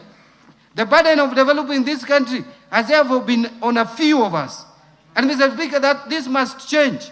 We shall continue to broaden our tax base, a process that will help us lower tax rates to ease burden on the few that are tax compliant. Mr. Speaker, to support financing of the 2026-27 budget, I will today present highlights of two sets of proposals. The first set of proposals relates to custom measures agreed upon by the East African Community Ministers, Cabinet Secretaries responsible for finance and economic affairs during this year's pre-budget consultations held in Arusha, Tanzania on 15th May 2026, and which we will conclude this coming weekend. The measures agreed upon target to support local manufacturing, promote value addition, strengthen industrial competitiveness, enhance food security, protect jobs, and align the regional tariff structure with Kenya's economic development projects. The second set of proposals are contained in the Finance Bill of 2026. These measures are guided by three key principles. First, efficiency, to ensure tax collection is done with minimal leakages and ease compliance. Second, fairness, to ensure that the tax burden is shared equitably among all. And third, simplicity, to ensure that compliance with tax laws is straightforward, transparent, and predictable for all Kenyans. Mr. Speaker, the measures I present today, majority of which are targeted to simplify tax compliance and strengthen tax administration, are expected to yield an additional Kenya shillings 98.9 billion in terms of revenues. So let me turn to custom measures. Mr. Speaker, allow me to express my sincere appreciation to this House for the approval granted to the custom measures on 8th of May 2026, which are subsequently presented during the pre-budget consultations held in Arusha, Tanzania on 15th May of 2026. I wish to inform this House that all those measures were subsequently adopted by the East African Community Ministers, Cabinet Secretary responsible for finance and economic affairs.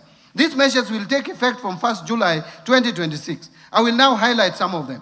Mr. Speaker, high production costs continue to constrain growth and competitiveness of local industries, particularly where manufacturers rely on imported inputs that are not available locally. To lower the cost of production for our local industries and make locally produced goods affordable, Kenya secured an approval at the region to continue applying a 0% duty remission on selected inputs used in manufacture of pharmaceutical products, roofing materials, automotive parts for vehicles and motorcycles, and cold rooms for preservation, leather processing, and the assembly of smart mobile phones. Laptops and tablets. Kenya also secured approval to continue applying a duty remission rate of only 10% on selected inputs used in furniture and door manufacturing, as well as completely knocked down kits for assembly of motorcycles. Through these measures, jobs created by the industries in these categories remain protected to support livelihood of our people.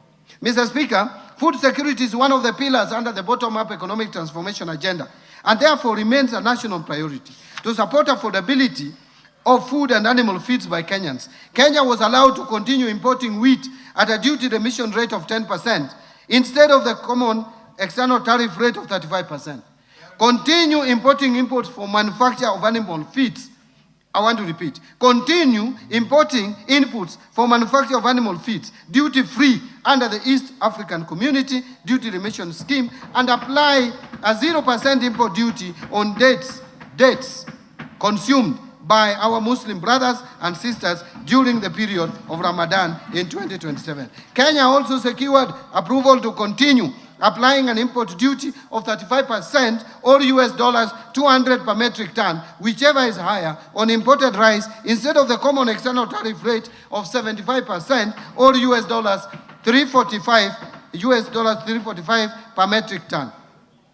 Mr. Speaker, to promote value addition of products locally grown by our farmers, Kenya was allowed a stay of application of East African Community Common External Tariff Rates and apply a duty rate of 35% or equivalent specific duty rates on selected processed food products, including preserved vegetables, peas, sweet corn, tomato products, sauces, jams, edible oils, malt extract, and other prepared food products. This will cushion the local industries from imported products and make Kenyan products more competitive in the domestic market.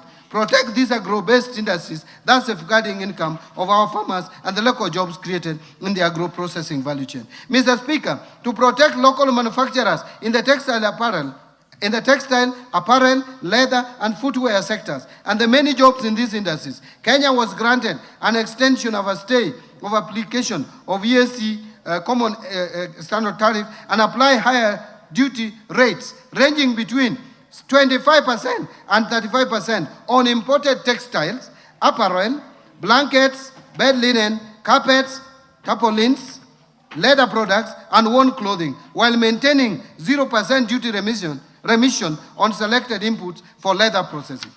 Mr. Speaker, to strengthen digital connectivity and part of the digital superhighway pillar of BETTER, the local assembly of smart devices remains a key priority.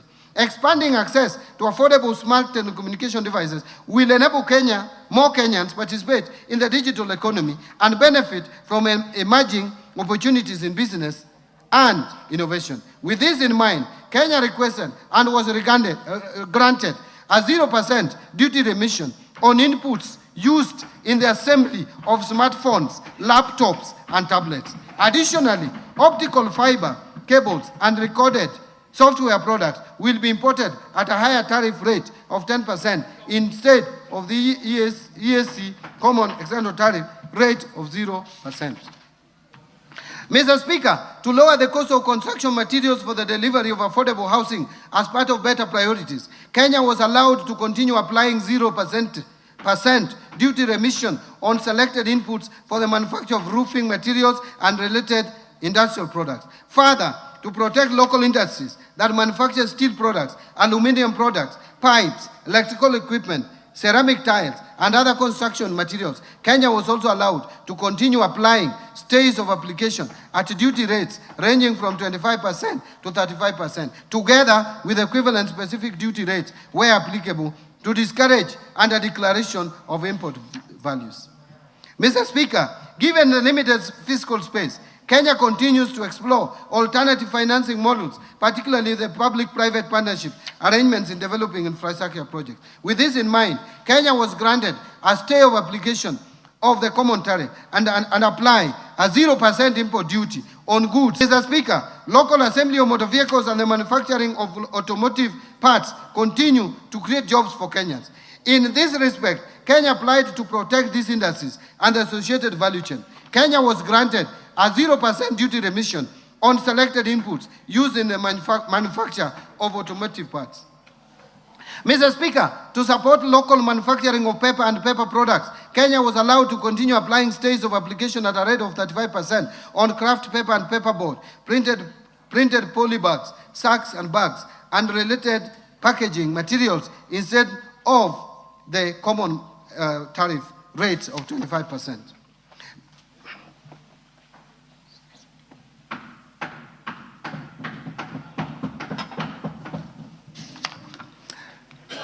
Mr. Speaker, to protect local manufacturers of household and industrial products and the jobs therein, Kenya will continue to the stays of application under the common tariff rates and apply rates ranging from 25 to 35%, together with equivalent specific duty rates where applicable on products including LPG stoves, cookware, aluminum products, steel products, electrical equipment, and related manufactured goods. Now let me turn to the highlights of proposals in the Finance Bill. Mr. Speaker, I now turn to the proposals in the Finance Bill 2026 that target to amend various domestic tax laws to improve revenue collection, ease tax compliance, and create fairness within the tax system. Under income tax, Mr. Speaker, currently certain corporate restructurings, such as mergers, amalgamations, or internal reorganizations are exempt from capital gains tax. To encourage the establishment and growth of real estate investment trusts, the bill is proposing to extend the exemption to qualifying property transfers into approved real estate investment trusts to avoid selective treatment or application.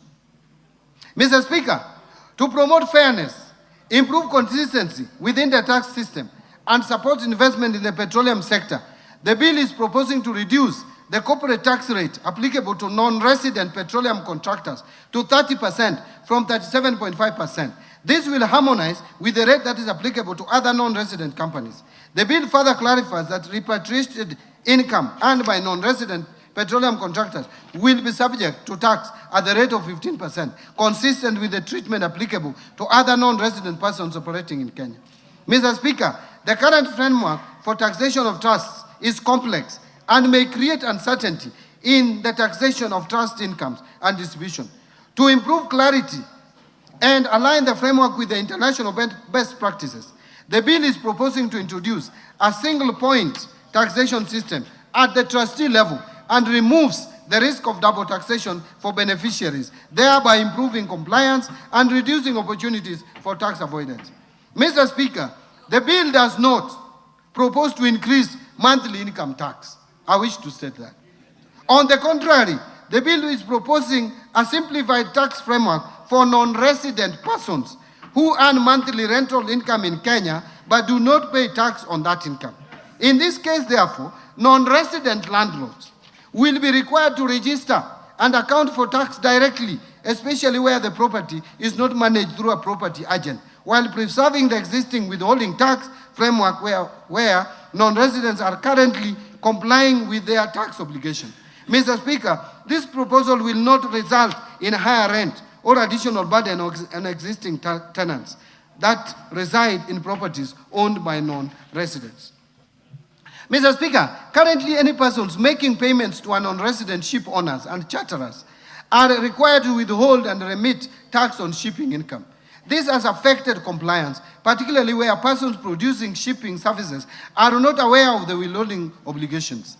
To simplify the administration of the tax and provide greater certainty in its collection, the bill is proposing to place the responsibility for payment of the tax on resident shipping agents and provide a clear timeline for remittance being within 5 days after receipt of payment or before the ship leaves the port of landing, whichever is earlier. Mr. Speaker, currently the deadline for filing tax returns is 30th June of every year for all categories of income, which leaves no room for verification and validation of filed returns before the commencement of another financial year. To provide sufficient time for verification